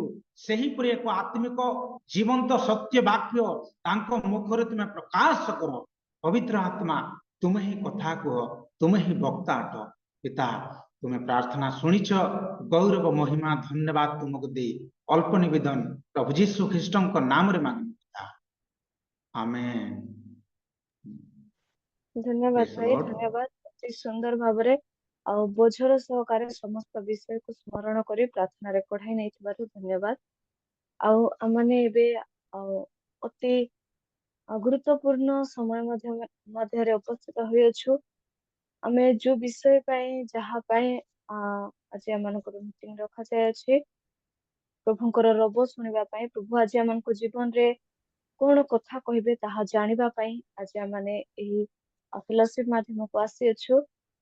ଆଉ ମୁଁ ପ୍ରଭୁଙ୍କର ଦାସଙ୍କୁ ସ୍ୱାଗତ କରିବା ପୂର୍ବରୁ ମୁଁ ଏକ ବାକ୍ୟ ଦେଇ ପ୍ରଭୁଙ୍କର ଦାସଙ୍କୁ ସ୍ୱାଗତ କରିବାକୁ ଚାହେଁ, ଯାହା ଲେଖାଯାଇଅଛି ଜିସାୟ 52:7। ଯେଉଁ ଜନ ସୁସମାଚାର ଆଣୁଅଛି, ଯେ ଶାନ୍ତି ପ୍ରଚାର କରୁଅଛି, ଯେ ମଙ୍ଗଳର ସୁସମାଚାର ଆଣୁଅଛି, ଯେ ପରିତ୍ରାଣ ପ୍ରଚାର କରୁଅଛି, ଯେ ସିଓନକୁ ତୁମ ପରମେଶ୍ୱର ରାଜ୍ୟ କରନ୍ତି ବୋଲି କହୁଅଛି, ତାହାର ଚରଣ ପର୍ବତ ଗଣ ଉପରେ କିପରି ଶୋଭା ପାଏ। ପ୍ରଭୁ ଏ ବାକ୍ୟ ଦେଇ ଆମ ସମସ୍ତଙ୍କୁ ଆଶୀର୍ବାଦ କରନ୍ତୁ। ଆଉ ମାନଙ୍କ ମଧ୍ୟରେ ରେଭରେଣ୍ଡ ଆମୋସ ପ୍ରଧାନ ସାର୍ ଅଛନ୍ତି। ସାର୍ ପ୍ଲିଜ୍ ଚାଲ। ଏବେ ଆପଣଙ୍କ ସମୟ ସାର୍, ଆପଣ ଆମମାନଙ୍କୁ ପ୍ରଭୁଙ୍କ ବାକ୍ୟରେ ପଢାଇ ନେବେ। ଆସନ୍ତୁ ଆମମାନେ ଏକ ଉଚ୍ଚ କରତାଳ ଦେଇ ସାର୍ଙ୍କୁ ସ୍ୱାଗତ କରିବା। ପ୍ରେଜ୍ ଦ ଲର୍ଡ। ସ୍ୱର ଶୁଣା ଯାଉଛି ତ? ହଁ ସାର୍, ଶୁଭାଯାଉଛି। ମୁଖ୍ୟ ପ୍ରଭୁଙ୍କ ମହାନାମର ଧନ୍ୟବାଦ ହଉ। ଆଉ ଏ ସୁନ୍ଦର ସୁଯୋଗ ପାଇଁ ପ୍ରଭୁଙ୍କର ଧନ୍ୟବାଦ କରିବା ସଙ୍ଗେ ସଙ୍ଗେ ଉପସ୍ଥିତ ପ୍ରତ୍ୟେକଙ୍କୁ ଆଉ ମୁଁ ମୋର ପରିବାର ତରଫରୁ ଖ୍ରୀଷ୍ଟ ପ୍ରେମ ନମସ୍କାର ଜଣାଏ। ହାଲେଲୁୟା, ପ୍ରେଜ୍ ଦ ଲର୍ଡ। ସୁନ୍ଦର ଭାବରେ ଆଉ 4:30 ଠାରୁ ଏପର୍ଯ୍ୟନ୍ତ 6:15 ହେଲାଣି ଆମେ ପ୍ରଭୁଙ୍କ ନିକଟରେ ଉପସ୍ଥିତ ଅଛୁ। ପ୍ରାର୍ଥନାରେ ଆମେ କିଛି ସମୟ କାଟିଲୁ, ଗୀତ ମାଧ୍ୟମରେ ଆମେ ପ୍ରଭୁଙ୍କ ଆରାଧନା କଲୁ, ବର୍ଷିପ ମାଧ୍ୟମରେ ଆମେ ପ୍ରଭୁଙ୍କ ନିକଟବର୍ତ୍ତୀ ହେଲୁ। ଏହା ଆମମାନଙ୍କୁ ପ୍ରଭୁ ସୁଯୋଗ ଦେଇଥିବାରୁ ପ୍ରଭୁଙ୍କ ମହାନାମର ଧନ୍ୟବାଦ। ତେବେ ଆମେ ପ୍ରଭୁଙ୍କ ବାକ୍ୟରୁ ଆଲୋଚନା କରିବାକୁ ଯିବା ପୂର୍ବରୁ ମୁଁ ଆପଣମାନଙ୍କୁ ଅନୁରୋଧ କରିବି, ଯେଉଁମାନେ ଆପଣମାନେ ଝରକା ଗୁଡ଼ିକ ବନ୍ଦ କରିଛନ୍ତି, ଯଦି ଝରକା ଗୁଡ଼ିକ ଯଦି ଖୋଲନ୍ତି ତେବେ ନିଶ୍ଚିତ ଭାବରେ ଆଉ ଆମେମାନେ ପରସ୍ପର ଦେଖା ସାକ୍ଷାତ ହେବା। ଆଉ ଆଲୋଚନାରେ ଭାଗ ନେଲା ସମୟରେ ନିଶ୍ଚିତ ଭାବରେ ଆମମାନଙ୍କୁ ଭଲ ଲାଗିବ।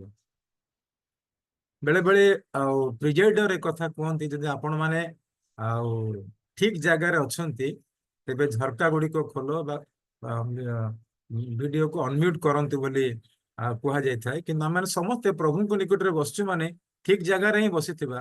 ଏମିତି କେହି ନାହିଁ ଯେ ଅସଜଡ଼ା ଅବସ୍ଥାରେ ବସିବା। ଯେତେବେଳେ ପ୍ରଭୁଙ୍କ ନିକଟକୁ ଆସୁଛୁ ଆମେ ନିଶ୍ଚିତ ଭାବରେ ସଜାଡ଼ି ହେଇଥିବା, ଯେହେତୁ ପ୍ରଭୁଙ୍କ ନିକଟକୁ ଆସୁଛୁ ପ୍ରଭୁଙ୍କ ନିକଟରେ ବସିବା ପାଇଁ ବୋଲି। ପ୍ରଭୁ ଆମମାନଙ୍କୁ ସମସ୍ତଙ୍କୁ ଆଉ ସେ ମନ ଦିଅନ୍ତୁ, ଯଦି ଆମେ ଅସଜଡ଼ା ଅବସ୍ଥାରେ ବି ବସିଛୁ ସଜାଡ଼ି ହେଇଯିବା, ଯେହେତୁ ପ୍ରଭୁ ଅତି ଶୀଘ୍ର ଆମମାନଙ୍କ ନିକଟକୁ ଆସୁଛନ୍ତି।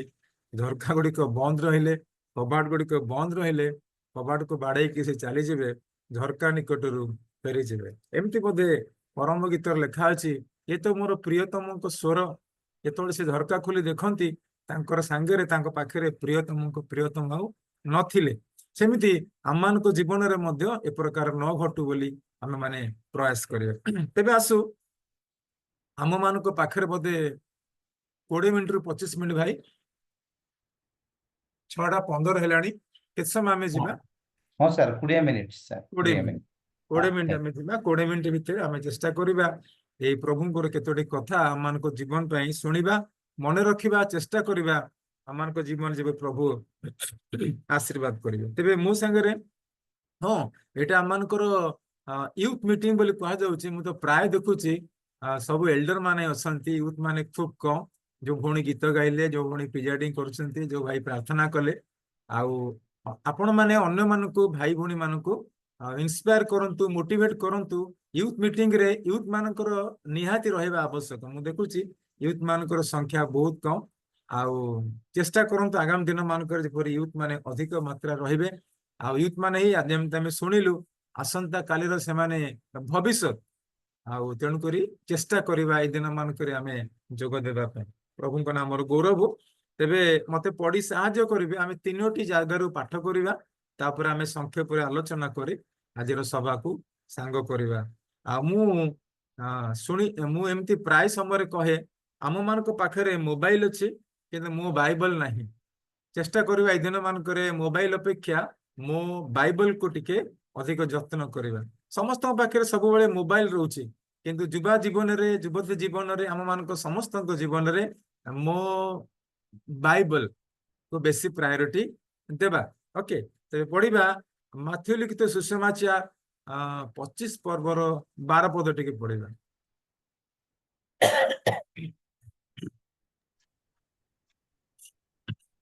କିନ୍ତୁ ସେ ଉତ୍ତର ଦେଲେ, ମୁଁ ତୁମମାନଙ୍କୁ ସତ୍ୟ କହୁଅଛି, ମୁଁ ତୁମମାନଙ୍କୁ ଜାଣେ ନାହିଁ। ଆଚ୍ଛା, ଆମେ ପଢିଲୁ 25 ପର୍ବର 12 ପଦ। ତାପରେ ପଢିବା ମାଥ୍ୟୁ ଲିଖିତ ସୁସମାଚାର 7 ପର୍ବର 23 ପଦ। ସେତେବେଳେ ମୁଁ ସେମାନଙ୍କୁ ସ୍ପଷ୍ଟ ରୂପେ କହିବି, ମୁଁ ତୁମମାନଙ୍କୁ କେବେ ହିଁ ଜାଣି ନାହିଁ। ହେ ଅଧର୍ମାଚାରୀମାନେ, ମୋ ପାଖରୁ ଦୂର ହୁଅ। ବାସ୍, ଆଉ ଜଣେ କେହି ପଢନ୍ତୁ ଆଉ ଲୋକଲିଖିତ ସୁସମାଚାର 13 ପର୍ବର 25 ପଦ।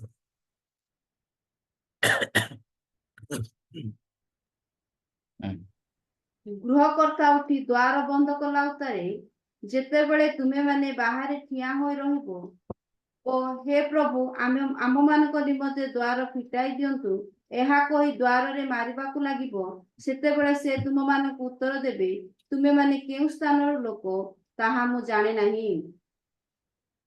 ଆସନ୍ତୁ ଆମେ ସଂକ୍ଷେପରେ ପ୍ରଭୁଙ୍କର ଅନୁଗ୍ରହକୁ ଭିକ୍ଷା କରିବା, ତାପରେ ଆଗକୁ ଯିବା। ମଙ୍ଗଳମୟ ପ୍ରଭୁ, ଆଜିର ଏହି ସମୟ ନିମନ୍ତେ ଆମେ ଧନ୍ୟବାଦ ଦଉଛୁ। ଆଜିର ଏହି ସୁନ୍ଦର ସହଭାଗିତା ନିମନ୍ତେ ଧନ୍ୟବାଦ ଦଉଛୁ।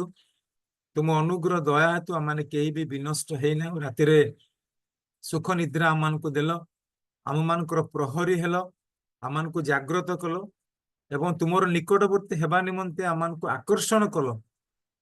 ସେଥିପାଇଁ ପ୍ରଭୁ ଆମେ ତୁମ ନାମର ଧନ୍ୟବାଦ କରୁଛୁ, ଗୌରବ କରୁଛୁ, ପ୍ରଶଂସା କରୁଛୁ। ତୁମ ନିକଟରେ ବସିଅଛୁ ବାପା, ତୁମ ଆଡକୁ ଉର୍ଦ୍ଧ୍ୱ ଦୃଷ୍ଟି କରୁଛୁ। ଏ ବାକ୍ୟ ତୁମର, ଆମେ ମାନେ ସମସ୍ତେ ତୁମର ବାପା। ଆମେ ମାନେ ଯେପରି ତୁମର ନିକଟବର୍ତ୍ତୀ ହେଉ, ଏଇ ଦିନ ମାନଙ୍କରେ ବଢିବାକୁ ପାରିବା, ଏ ପ୍ରକାର ତୁମେ ଆମମାନଙ୍କୁ ଆଶୀର୍ବାଦ କର। ଯେଉଁ ବାକ୍ୟ ଆମେ ପଢିଲୁ, ଏ ବାକ୍ୟ ତୁମର, ଆମମାନଙ୍କୁ ବୁଝେଇବା ପାଇଁ, ମତେ ଆମ ସମସ୍ତଙ୍କୁ ବୁଝେଇବା ପାଇଁ ପବିତ୍ର ଆତ୍ମା ପରମେଶ୍ୱର ବିଶେଷରେ ସାହାଯ୍ୟ କର। ସବୁ ଗୌରବ ପ୍ରଶଂସା ତୁମକୁ ଦେଇ ତୁମ ଅନୁଗ୍ରହ ଭିକ୍ଷା କରି ପ୍ରାର୍ଥନା ଯୀଶୁ ଖ୍ରୀଷ୍ଟଙ୍କ ନାମରେ ମାଗୁଅଛି, ଆମେନ୍।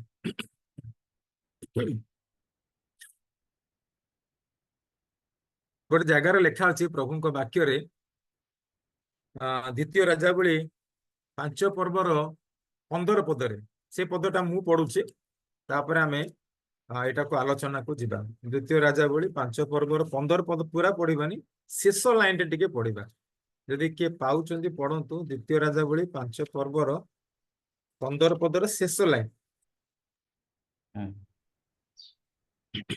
ଏ ହେତୁ ଏବେ ମୁଁ ଆପଣଙ୍କୁ ବିନୟ କରୁଅଛି, ଆପଣଙ୍କ ଦାସଠାରୁ ଉପହାର ଗ୍ରହଣ କରନ୍ତୁ। ଏଠି ଲେଖାଗଲା, ଏହେତୁ ଏବେ ମୁଁ ଆପଣଙ୍କୁ ବିନୟ କରୁଅଛି, ଆପଣ ଦାସ ଠାରୁ ଉପହାର ଗ୍ରହଣ କରନ୍ତୁ। ଏଇ କଥା ନାମାନ ଇଲିସାଙ୍କୁ କହୁଛି। କେତେବେଳେ? ତା ଉପର ପଦଟାକୁ ଟିକେ ପଢିବା, ମୁଁ ପଢି ଦଉଛି। ଆଉ ଏ ଉତ୍ତାରେ ସେ ଓ ତାହାର ସଙ୍ଗୀ ସମସ୍ତେ ପରମେଶ୍ୱରଙ୍କ ଲୋକଙ୍କ ନିକଟକୁ ଫେରି ଆସି ତାଙ୍କ ସମ୍ମୁଖରେ ଠିଆ ହେଲେ। ଆଉ ସେ କହିଲା, କିଏ କହିଲା? ନାମାନ କହୁଛି। ଆଉ କାହାକୁ? ଇଲିସାଙ୍କୁ କହୁଛି। କହିଲା, ଏବେ ମୁଁ ଜାଣିଲି ଯେ ଇସ୍ରାଏଲ ପରମେଶ୍ୱର ଛଡା ସମୁଦାୟ ପୃଥିବୀରେ ପରମେଶ୍ୱର କେହି ନାହାନ୍ତି। ତାପରେ ସେ କହୁଛନ୍ତି, ଏବେ ମୁଁ ବିନୟ କରୁଛି, ଆପଣଙ୍କ ଦାସ ଠାରୁ ଏହି ଉପହାର ଗ୍ରହଣ କରନ୍ତୁ। କେତେବେଳେ? ସେଠି ଲେଖାଗଲା, ଏବେ ମୁଁ ଜାଣିଲି। ସେ ଜାଣିବା କଥା ଆମେ ସୁବିଧା ହେଲେ ଆଲୋଚନା କରିବା, କିନ୍ତୁ ଏବେ ଦେଖିବା ଏଠି ଯୀଶୁ କହୁଛନ୍ତି, ମୁଁ ତୁମକୁ ଜାଣେ ନାହିଁ। ସେଠି ସେ କହୁଛନ୍ତି, ନାମାନ କହୁଛନ୍ତି, ଏବେ ମୁଁ ଜାଣିଲି। କୌଣସି ଏକ ଘଟଣା ଘଟିଛି, ତାପରେ ସେ ପରମେଶ୍ୱରଙ୍କୁ ଜାଣିଲେ ବୋଲି ସେଠାରେ ସେ ବ୍ୟାଖ୍ୟା କରୁଛନ୍ତି। ଏଠି ଆମେ ଆଲୋଚନା କରିବା।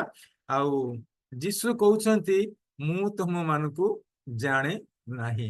ଏମିତି କଣ ହେଇପାରିବ? ଆମେ ତ ସୁନ୍ଦର ଗୀତ ଗାଉଛୁ, ଆରାଧନା କଲୁ, ବାଇବଲ କୁଇଜ କଲୁ, ଆମେ ପ୍ରତିଦିନ ଜୁମ୍ ପରିଚାଳନା କରୁଛୁ, ପ୍ରିଜାଇଡିଂ କରୁଛୁ, ବାକ୍ୟ ଦଉଛୁ, ଯଦି ପ୍ରଭୁ ଆମମାନଙ୍କୁ କହିବେ ମୁଁ ତୁମକୁ ଜାଣି ନାହିଁ, କେତେ ଦୁଃଖର ବିଷୟ।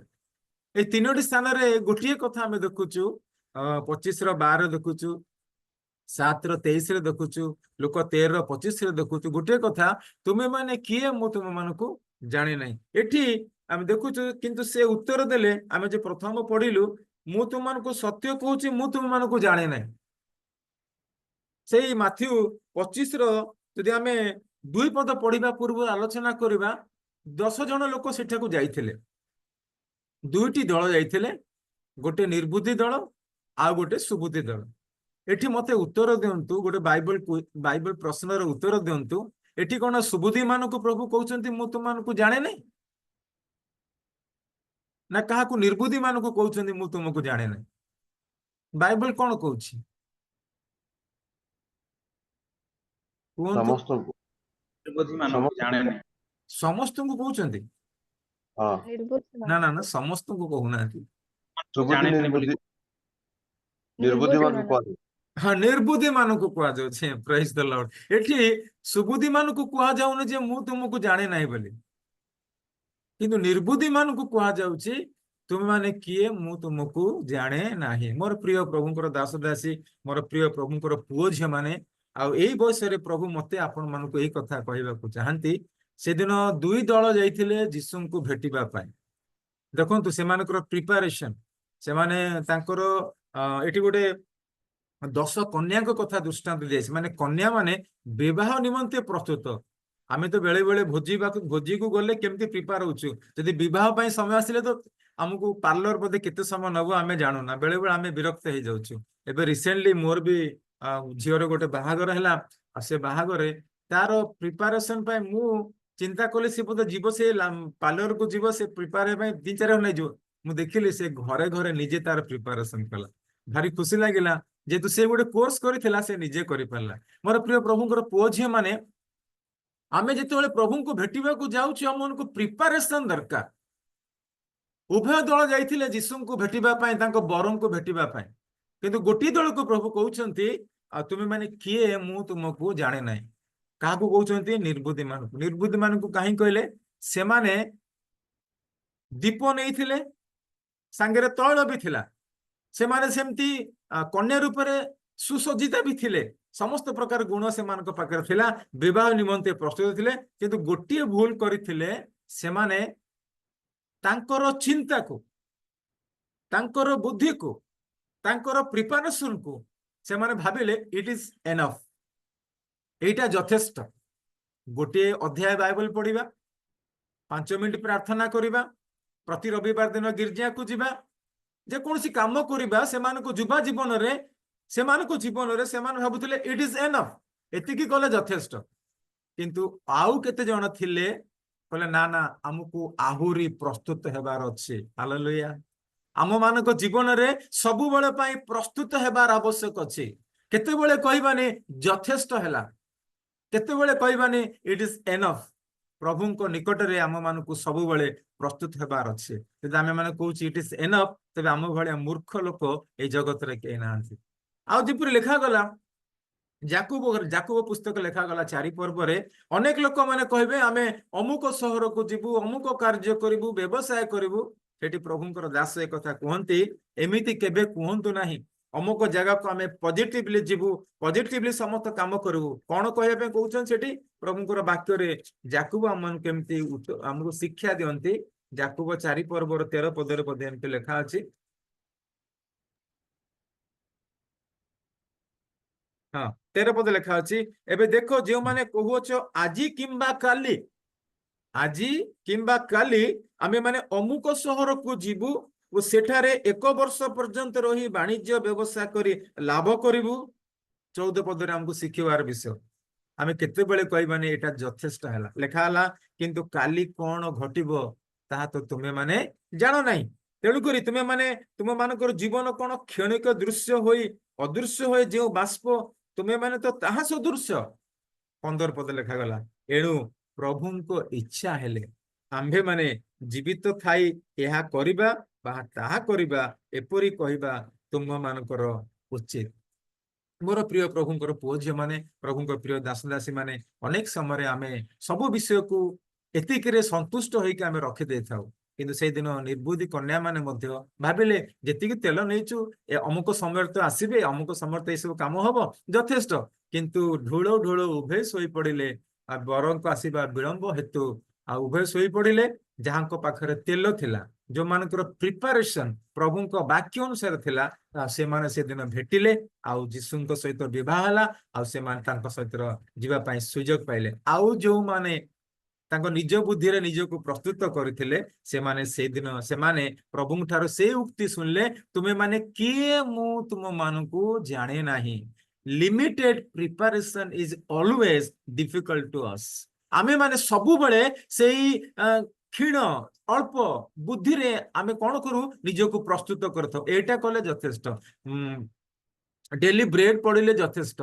आउ ईश्वरंकर बाणी जो प्रतिज्ञा बाणी गोटे पड़िले यथेष्ट एतिकी प्रार्थना कले यथेष्ट ना ना ना प्रभुंक वाक्य फेम नहीं प्रभुंकर वाक्य आमान को कहे सबु बेले आमे प्रभुंक निमंते जागृत हेबार आवश्यक अछि तबे देखिलु सेमानकर लिमिटेड प्रिपरेशन जगो सेमाने भेटी पाले नहीं यदि प्रभुंक वाक्य अनुसार यदि आमे प्रस्तुत हेबा निज बुद्धि को छाड़ी परमेश्वर निकट रे आउजी पड़िबा मध्ये ए कथा आमे सुनिबार सुयोग न पाई पारु द्वितीय कथा जिबा माथ्यू लिखित सुसमाचार 7 पर्वर जेता आमे पढिलु 23 पदरे सेठी देखुचु सेठी मध्ये से प्रकार से प्रभुंकर दास कुआ जाउ 23 पदरे सेते बेले मु सेमानकु स्पष्ट रूपे कहिबी सेठी निर्बुद्धि मानकु कहिथिले एठी काहा को कहउचंती जो माने जे 22 पद पढिया एठी काहा को कहउचंती जे लेखा गला 21 पदरे पढिबा मते प्रभु प्रभु बोली डाकंती एठी सेठी निर्बुद्धि मानकु प्रभु कहले एठी काहा को कहउचंती 23 पदरे सेते बेले मु सेमानकु स्पष्ट रूपे कहिबी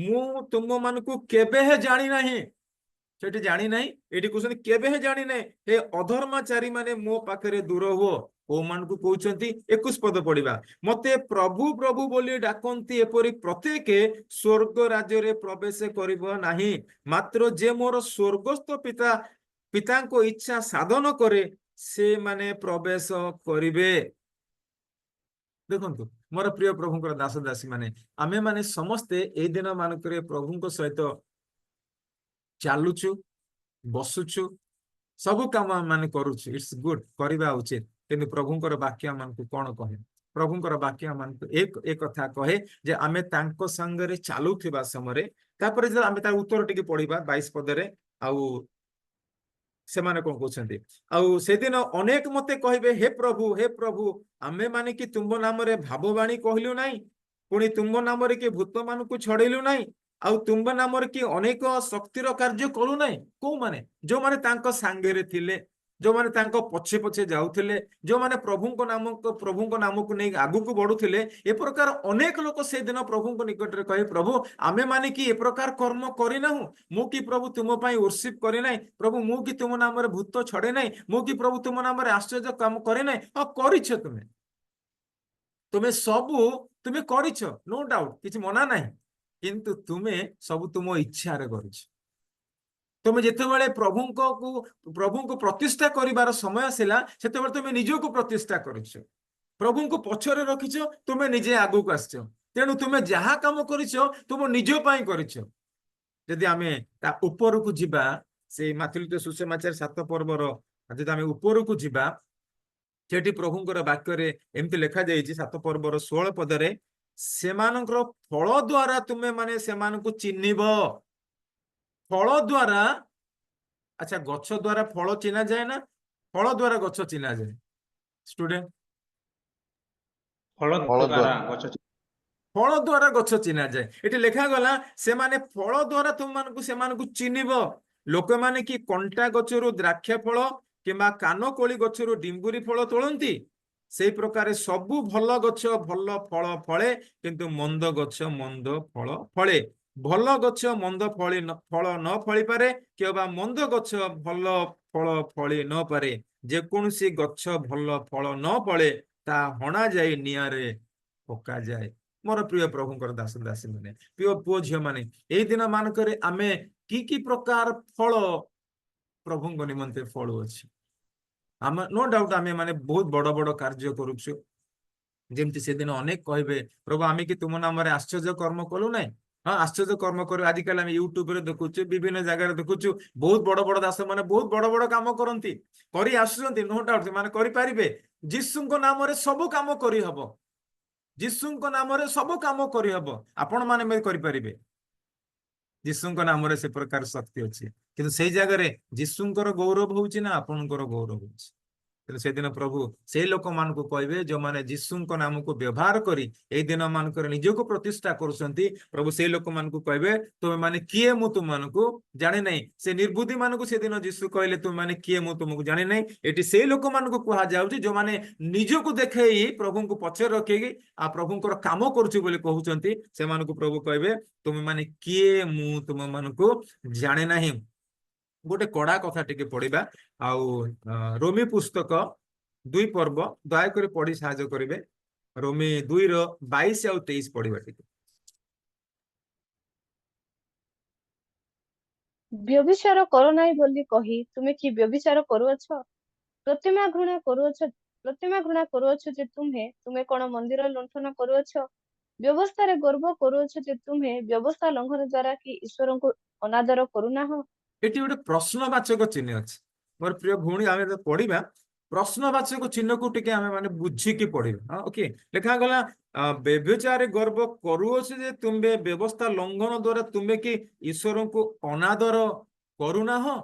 ଦେଖ, ସେମାନେ ଆମେ ମାନେ ଯୋଉମାନେ ସମସ୍ତ ବିଷୟରେ ଜ୍ଞାନୀ ବୋଲି ମନେ କରୁଛୁ, ସମସ୍ତ ବିଷୟକୁ ଠିକ ବୋଲି ମନେ କରୁଛୁ, କିନ୍ତୁ ଅପର ପକ୍ଷରେ ଆମେ ସେ ବ୍ୟବସ୍ଥା ହିଁ ଲଙ୍ଘନ କରୁଛୁ, ଈଶ୍ୱରଙ୍କୁ ହତାଦର କରୁଛୁ, ଅନାଦର କରୁଛୁ ବୋଲି। ଆଉ ରୋମୀ ମଣ୍ଡଳକୁ ପ୍ରେରିତ ପାଉଲଙ୍କର ଏହା ଶିକ୍ଷା। ବ୍ୟଭିଚାର କର ନାହିଁ ବୋଲି କହିକି ତୁମେ କି ବ୍ୟଭିଚାର କରୁଅଛ? ତୁମେ କହୁଛ କର ନାହିଁ, ପ୍ରଶ୍ନ ତୁମେ କଣ କରୁଅଛ? ପ୍ରତିମା ଘୃଣା କରୁଅଛ ଯେ ତୁମେ କଣ ମନ୍ଦିର ଲୁଣ୍ଠନ କରୁଅଛ? ଏ ପ୍ରକାର ତୁମେ ନ କରିବା ଉଚିତ। ତେଣୁ ପ୍ରଭୁ ଆମମାନଙ୍କୁ ଏଇ କଥା କୁହନ୍ତି ଯେପରି ଆମେ ମାନେ ସମସ୍ତେ ପ୍ରଭୁଙ୍କୁ ସମ୍ମୁଖରେ ରଖିବା, ପ୍ରଭୁଙ୍କୁ ପ୍ରତିଷ୍ଠା କରିବା। ନିଶ୍ଚିତ ଭାବରେ ପ୍ରଭୁ ଆମମାନଙ୍କ ଜୀବନ ଦ୍ୱାରା ମଧ୍ୟ ବହୁତ ବଡ ବଡ କାମ କରିବା ନିମନ୍ତେ ଆଉ ପ୍ରସ୍ତୁତ ଅଟନ୍ତି। ତୃତୀୟରେ ଆମେ ଦେଖିବା, ତୃତୀୟରେ ଦେଖୁଛୁ ଆଉ ସେଠି ଲୁକଲିଖିତ ସୁସମାଚାର 13 ପର୍ବର 25 ପଦ ଲେଖାଗଲା। କଣ ଲେଖାଗଲା? ଆଉ ଟିକେ ସେଠକୁ ଯିବା ଆମେ। ଲୁକଲିଖିତ ସୁସମାଚାର 13 ପର୍ବର 25 ପଦ। ଯଦି ଆମେ ଟିକେ ଉପରକୁ ପଢିବା, ଜଣେ ପ୍ରଶ୍ନ କରୁଛନ୍ତି, ଆମେ ଯଦି 23 ପଦରୁ ପଢିବା, ମୁଁ ପଢୁଛି। ଆଉ ଜଣେ ତାହାଙ୍କୁ କହିଲେ, ପ୍ରଭୁ, ପରିତ୍ରାଣ ପାଇବା ଲୋକମାନଙ୍କ ସଂଖ୍ୟା କଣ ଅଳ୍ପ? ସେଥିରେ ସେମାନଙ୍କୁ ଉତ୍ତର ଦେଲେ, ସେଥିରେ ସେ ପରମେଶ୍ୱର ପ୍ରଭୁ ଯୀଶୁ ଖ୍ରୀଷ୍ଟ ତାଙ୍କୁ ଉତ୍ତର ଦେଇ କହିଲେ, ସଂକୀର୍ଣ୍ଣ ଦ୍ୱାର ଦେଇ ପ୍ରବେଶ କରିବାକୁ ପ୍ରାଣପଣ କର। କାରଣ ମୁଁ ତୁମମାନଙ୍କୁ କହୁଛି, ଅନେକ ପ୍ରବେଶ କରିବା ନିମନ୍ତେ ଚେଷ୍ଟା କରିବେ କିନ୍ତୁ ପାରିବେ ନାହିଁ। ପ୍ରଭୁ କହୁଛନ୍ତି, ଯୀଶୁ କହୁଛନ୍ତି, କାରଣ ମୁଁ ତୁମମାନଙ୍କୁ କହୁଛି ଅନେକ ପ୍ରବେଶ କରିବା ନିମନ୍ତେ ଚେଷ୍ଟା କରିବେ କିନ୍ତୁ ପାରିବେ ନାହିଁ। କାରଣ ସେମାନେ ନିଜ ନିଜ ବୁଦ୍ଧିରେ ଆଉଜି ପଡନ୍ତି, ସେମାନେ ନିଜ ନିଜ ଜ୍ଞାନକୁ ବ୍ୟବହାର କରନ୍ତି, ସେମାନେ ନିଜକୁ ପ୍ରତିଷ୍ଠା କରନ୍ତି, ଆଉ କୁହନ୍ତି ଆମକୁ ସାର୍ଟିଫିକେଟ ମିଳିଯାଇଛି, ଆମେ ମାନେ ନିଶ୍ଚୟ ପ୍ରବେଶ କରିପାରିବୁ। ଏଠି ପ୍ରଭୁଙ୍କର ବାକ୍ୟ କଥା କହେ, ତୁମେ ମାନେ ଅନେକ ଲୋକ ଚେଷ୍ଟା କରିବେ କିନ୍ତୁ ପ୍ରବେଶ କରିପାରିବେ ନାହିଁ। ପ୍ରବେଶ କରିବା ପାଇଁ ହେଲେ ଈଶ୍ୱରଙ୍କର ଗୋଟେ ନିୟମ ଅଛି, ଆମକୁ ପାଳନ କରିବାକୁ ପଡେ। ଈଶ୍ୱରଙ୍କର ନିୟମ କଣ ଅଛି? ଅନେକ ଗୁଡେ ନିୟମ ଅଛି। ମୁଁ ଗୋଟିଏ ନିୟମ କଥା କହିବି, ତାପରେ ଆମେ ଦେଖିବା। ଯିଶାୟା ପୁସ୍ତକ 55 ପର୍ବ, ଯିଶାୟା ପୁସ୍ତକ 55 ପର୍ବର 6 ପଦ ଟିକେ ପଢିବା। ଯେ ପର୍ଯ୍ୟନ୍ତ ସଦାପ୍ରଭୁଙ୍କର ଉଦ୍ଦେଶ୍ୟ ମିଳୁଅଛି, ସେ ପର୍ଯ୍ୟନ୍ତ ତୁମେମାନେ ତାହାଙ୍କର ଅନ୍ୱେଷଣ କର। ଯେ ପର୍ଯ୍ୟନ୍ତ ସେ ନିକଟରେ ଅଛନ୍ତି, ସେ ପର୍ଯ୍ୟନ୍ତ ତାହାଙ୍କ ଠାରେ ପ୍ରାର୍ଥନା କର। ଯୁବା ଯୁବତୀ ମାନଙ୍କ ଜୀବନରେ ଯେମିତି ହିତୋପଦେଶ 3 ପର୍ବର 5 ପଦରେ ଲେଖାଯାଏ, ତୁମେ ମାନେ ନିଜ ନିଜ ବୁଦ୍ଧିରେ ଆଉଜି ପଡ ନାହିଁ, ତୁମର ସମସ୍ତ ଗତି ଈଶ୍ୱରଙ୍କ ନିକଟରେ ସମର୍ପଣ କର। ଏଠି ମଧ୍ୟ ସେଇ ବ୍ୟକ୍ତି ମାନଙ୍କୁ ଯୀଶୁ ଖ୍ରୀଷ୍ଟ ଉତ୍ତର ଦେଇ କଥା କହିଲେ ଯେ ଅନେକ ଲୋକମାନେ ସ୍ୱର୍ଗ ରାଜ୍ୟରେ ପ୍ରବେଶ ସଂକୀର୍ଣ୍ଣ ଦ୍ୱାର ଦେଇ ପ୍ରବେଶ କରିବାକୁ ପ୍ରାଣପଣ କରିବେ କିନ୍ତୁ ସେମାନେ ପ୍ରବେଶ କରିପାରିବେ ନାହିଁ। କାରଣ ସେମାନଙ୍କ ଜୀବନରେ ଆମେ ଯାହା ପାଠ କଲୁ, जिसाय पुस्तक रे पाठ कलु से माने केतेबेले भी सेतिरे से माने जागृत नथिबे प्रभु को जे पर्यंत सदा प्रभुंकर उद्देश्य मिलु अछि से पर्यंत तुमे माने ताहांकर अन्वेषण कर लिमिटेड बुद्धि रे लिमिटेड आमे परमेश्वर को निकटवर्ती आमे भाबुछु इट्स एनफ एहा यथेष्ट है मोर प्रिय युवा युवती माने प्रभुंकर दास दासी माने आम मानकु अनेक परिश्रम करिवार अछि गच्छ फल द्वारा चिन्हा जाए आज एही फल द्वारा ए गच्छ को लोक माने देखि कोन कहंती ईश्वरंकर पुओ ईश्वरंकर झियो आम मानकर आचरण उच्चारण द्वारा आज किए प्रतिष्ठित होउछंती प्रभु आम मानक जीवन द्वारा प्रतिष्ठित होउछंती ना आउ जणे की अछि जदि आम मानक जीवन रे जदि ए प्रकार आमे करू नाहु प्रभु आम मानक एक कथा कहउछंती जे पर्यंत सदा प्रभुंकर उद्देश्य मिलु अछि से पर्यंत तुमे तांकर अन्वेषण कर तांको आमे खोजिबा जेमती हितोपदेश लेखा गला तांको रूपार नाय खोजिबा तेबे आमे मान तार तत्व ज्ञान पाइबा आउ से तत्व ज्ञान आम मानक जीवन रे आशीर्वाद आनु तेणु दाऊद कहले मु मंगल दया पछरे दौड़ू नहीं आशीर्वाद पछरे मु दौड़ू नहीं किंतु मंगल दया मोर पश्चातगामी होउछि कंडीशन कोन रखिले प्रभु हित 23 रो प्रथम पद रहला कंडीशन आ ब्लेसिंग रहला 6 पदर शेष लाइन रे प्रथम लाइन रे कंडीशन कोन रखिले तुमे जदि मते कोन तुमे जदि मते कोन करिवो कोंतु गीत 23 रो 1 रे कोन लिखा गला दाऊद कोन कहउछंती प्लीज अनम्यूट करी कहंतु भल लागियो तेबे आपनक पछरे मध्य मंगल दया पश्चातगामी हबो कोन कंडीशन रखिले परमेश्वर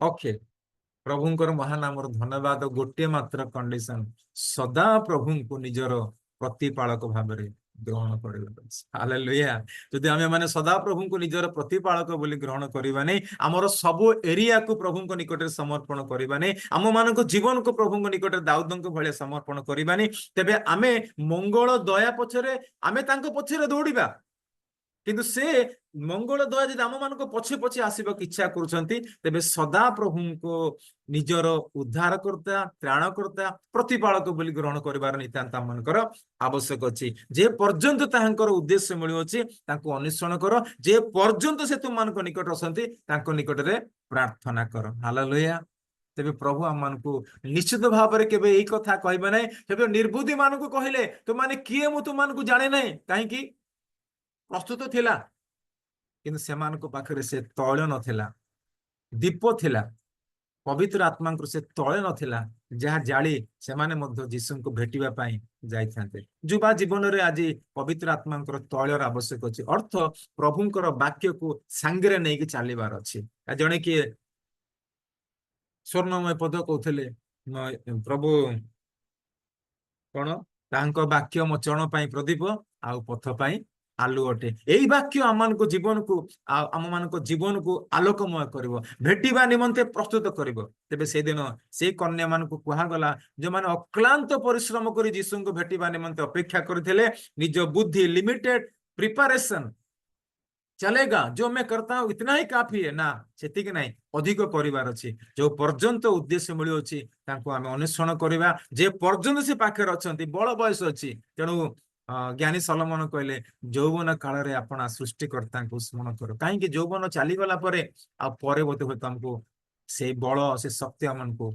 आसीबो नाही द्वितीय रे हम देखुचु से माने जो माने आश्चर्य कर्म करुथिले सब बळे आगो धाडी रे थिले पालक माने प्रचारक माने शिक्षक माने विभिन्न कार्य करुथिया महान महान आश्चर्य दास मान को प्रभु कहले तुम माने किए मु तुम मान को जाने नाही काहे कि तुम मान को जीवन रे फल नाही केवल कर्म अछि जे अन्य मान को तुमे प्रकाश करूछो तृतीय आमे देखुछु आउ अनेक लोक माने चेष्टा करिवे से संकीर्ण द्वार दे प्रवेश करबा निमंते पारिबे नै काहे कि सेमान को जीवन रे एक रे प्रस्तुति नाही आ से माने केते बेले प्रभु को सम्मुख रे प्रभु को केते बेले से माने ଉପସ୍ଥାପନା ଅନ୍ୟମାନ ନିକଟରେ କରିନାହାନ୍ତି ପ୍ରଭୁଙ୍କର ଯାହା ତାଙ୍କ ପ୍ରତି ଇଚ୍ଛା ତାହାକୁ ସେମାନେ ପାଳନ କରିନାହାନ୍ତି ତେଣୁ କରି ସେମାନେ ମଧ୍ୟ ଚେଷ୍ଟା କରିବେ ସେ ସ୍ୱର୍ଗ ରାଜ୍ୟରେ ପ୍ରବେଶ କରିପାରିବେ ସଂକୀର୍ଣ୍ଣ ଦ୍ୱାର ଦେଇ ସେମାନେ ପ୍ରବେଶ କରିପାରିବେ ତେଣୁ ପ୍ରଭୁଙ୍କର ବାକ୍ୟ ଲେଖାଗଲା ଯେ ପ୍ରଭୁ କଣ କରିବେ ଦ୍ୱାର ମୁଁ ବନ୍ଦ କରିଦେବି ପ୍ରଭୁଙ୍କର ବାକ୍ୟ ଲେଖାଗଲା ସେ କହିବେ ମୁଁ ଦ୍ୱାର ବନ୍ଦ କରିଦେବି ଆଉ ତୁମମାନେ କିଏ ମୁଁ ତୁମମାନଙ୍କୁ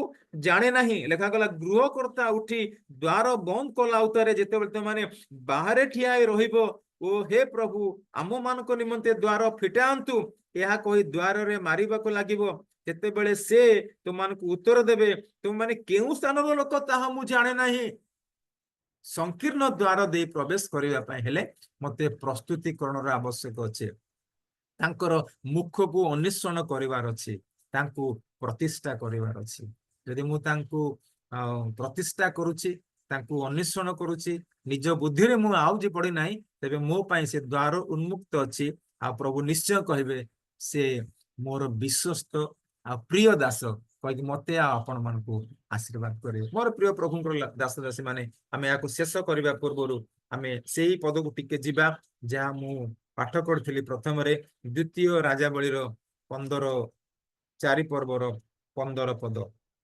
ଏଠି ଆଉ ସେଇ ଲାଇନଟିକୁ ଆମେ ଦେଖିବା ଦେଖନ୍ତୁ ଏବେ ମୁଁ ଜାଣିଲି ଗୋଟେ ଯୁବତୀ ଗୋଟେ ବାଳିକା ଗୋଟେ ଛୋଟ ଝିଅ ଜୀବନ ଦ୍ଵାରା ନାମାନ ସେଦିନ ପରମେଶ୍ୱରଙ୍କର ପରିଚୟ ପାଇ ଏଇ କଥା କହିଲେ ଏବେ ମୁଁ ଜାଣିଲି କିନ୍ତୁ ଏଠି ଆମେ ନୂତନ ନିୟମରେ ଦେଖୁଛୁ ପ୍ରଭୁ ନିର୍ବୁଦ୍ଧି ମାନଙ୍କୁ କହନ୍ତି ତୁମମାନେ କିଏ ମୁଁ ତୁମମାନଙ୍କୁ ଜାଣେ ନାହିଁ ଯେଉଁମାନେ ନିଜକୁ ପ୍ରତିଷ୍ଠା କରନ୍ତି ପ୍ରଭୁ କହିଲେ ଦୂର ହୋ ଶୈତାନ ତୁମକୁ ମୁଁ କେବେ ଜାଣେ ନାହିଁ ଆଉ ସଂକୀର୍ଣ୍ଣ ଦ୍ୱାରରେ ପ୍ରସ୍ତୁତ ହେବା ନିମନ୍ତେ ଆମେ ଯୋଉ ଭାଇ ଭଉଣୀ ମାନେ ଏଇ ଦିନ ମାନକେ ଆମେ ପ୍ରସ୍ତୁତ ହଉଛୁ ପ୍ରଭୁ ମତେ ଆପଣ ମାନଙ୍କୁ ଏଇ କଥା କୁହନ୍ତି ଆମ ମାନଙ୍କ ଜୀବନ ଦ୍ଵାରା ଅନ୍ୟମାନେ ଯୀଶୁଙ୍କୁ ଜାଣନ୍ତୁ ସେମାନେ କୁହନ୍ତି ଭାଇ ତୁମର କଥା ଦ୍ଵାରା ମୁଁ ଯୀଶୁଙ୍କୁ ଜାଣିବାର ପାରିଲି ତୁମର ବ୍ୟବହାର ଦ୍ଵାରା ମୁଁ ଯୀଶୁଙ୍କୁ ଜାଣିପାରିଲି ତୁମର ସାକ୍ଷ୍ୟ ଦ୍ଵାରା ଆଜି ମୁଁ ଯୀଶୁଙ୍କୁ ଜାଣିବାକୁ ପାରିଲି ସେଦିନ ଗେହେଜୀ ଏକଥା କହୁଛନ୍ତି ଏବେ ମୁଁ ଜାଣିଲି ଯେ ଇସ୍ରାଏଲ ମଧ୍ୟରେ କେବଳ ପରମେଶ୍ୱର ଅଛନ୍ତି ଆଉ କେହି ନାହାନ୍ତି ସତ୍ୟ ପରମେଶ୍ୱର କିଏ ଇସ୍ରାଏଲର ପରମେଶ୍ୱର ହାଲେଲୁୟା ମୋର ପ୍ରିୟ ପ୍ରଭୁଙ୍କର ଦାସ ଦାସୀ ମାନେ ପ୍ରିୟ ପୁଅ ଝିଅ ମାନେ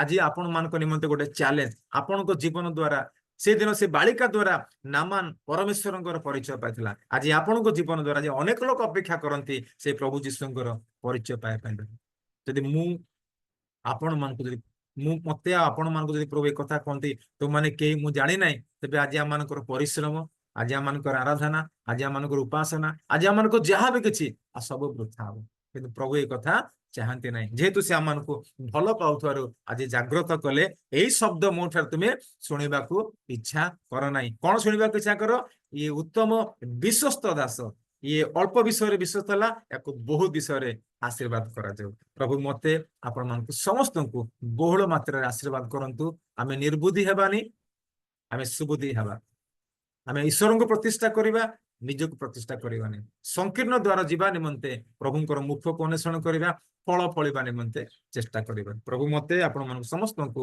ଏଇ ଅଳ୍ପ ବାକ୍ୟରେ ଆଶୀର୍ବାଦ କରନ୍ତୁ ପ୍ରେଜ୍ ଦ ଲର୍ଡ ଆମେନ୍ ଧନ୍ୟବାଦ ସାର୍ ଧନ୍ୟବାଦ ଅତି ସୁନ୍ଦର ବାକ୍ୟ ଦେଇ ଆଜି ଆମମାନଙ୍କୁ ପ୍ରଭୁ କଥା କହିଅଛନ୍ତି ଆଉ ଆଜିର ବାକ୍ୟ ଅନୁସାରେ ପ୍ରଭୁ ଆମମାନଙ୍କୁ ନ କୁହନ୍ତୁ ତୁମେ କିଏ ମୁଁ ତୁମକୁ ଜାଣି ନାହିଁ ବୋଲି ଆଉ ଏଠାରେ ଆମେ ଯେତେ ଜଣ ଉପସ୍ଥିତ ଅଛୁ ପ୍ରଭୁ ସେଦିନ କୁହନ୍ତୁ ମୋର ଉତ୍ତମ ଆଉ ବିଶ୍ୱସ୍ତ ଦାସ ବୋଲି ଆଜି ଆମେ ଅତି ସୁନ୍ଦର ବାକ୍ୟ ଶୁଣିଲୁ ଆଜି ଆମଙ୍କର ପ୍ରିପାରେସନ ଏନଫ ବୋଲି ଆମେ ମାନେ ଭାବୁଛୁ କି ଯଦି ଆମେ ମାନେ ଭାବୁଛୁ ତ ଆଜିଠାରୁ ନିଜକୁ ଆଉ ଆମେ ପରୀକ୍ଷା କରିବା ଆଉ ସେଦିନ ଜାବେଶ ଯେମିତି କହିଥିଲେ ପ୍ରଭୁ ମୋର ସୀମାକୁ ତୁମେ ବୃଦ୍ଧି କର ଆଉ ମାନେ ସମସ୍ତେ କହିବା ଆଜି ମୋର ସୀମାକୁ ତୁମେ ବୃଦ୍ଧି କର ପ୍ରଭୁ ଆମେ ଯାହା କିଛି କରୁଛୁ ତାଠାରୁ ଟିକେ ବେଶୀ କରିବା ପାଇଁ ଚେଷ୍ଟା କରିବା ଅତି ସୁନ୍ଦର ଭାବରେ ଆଉ ପ୍ରଭୁଙ୍କର ଦାସ ଆଜି ଆମମାନଙ୍କୁ ଉତ୍ତମ ବାକ୍ୟ ଦେଇ କଢାଇ ନେଲେ ଆସନ୍ତୁ ଆମେ ଏକ ଉଚ୍ଚ କରତାଳ ଦେଇ ପ୍ରଭୁଙ୍କର ଦାସଙ୍କୁ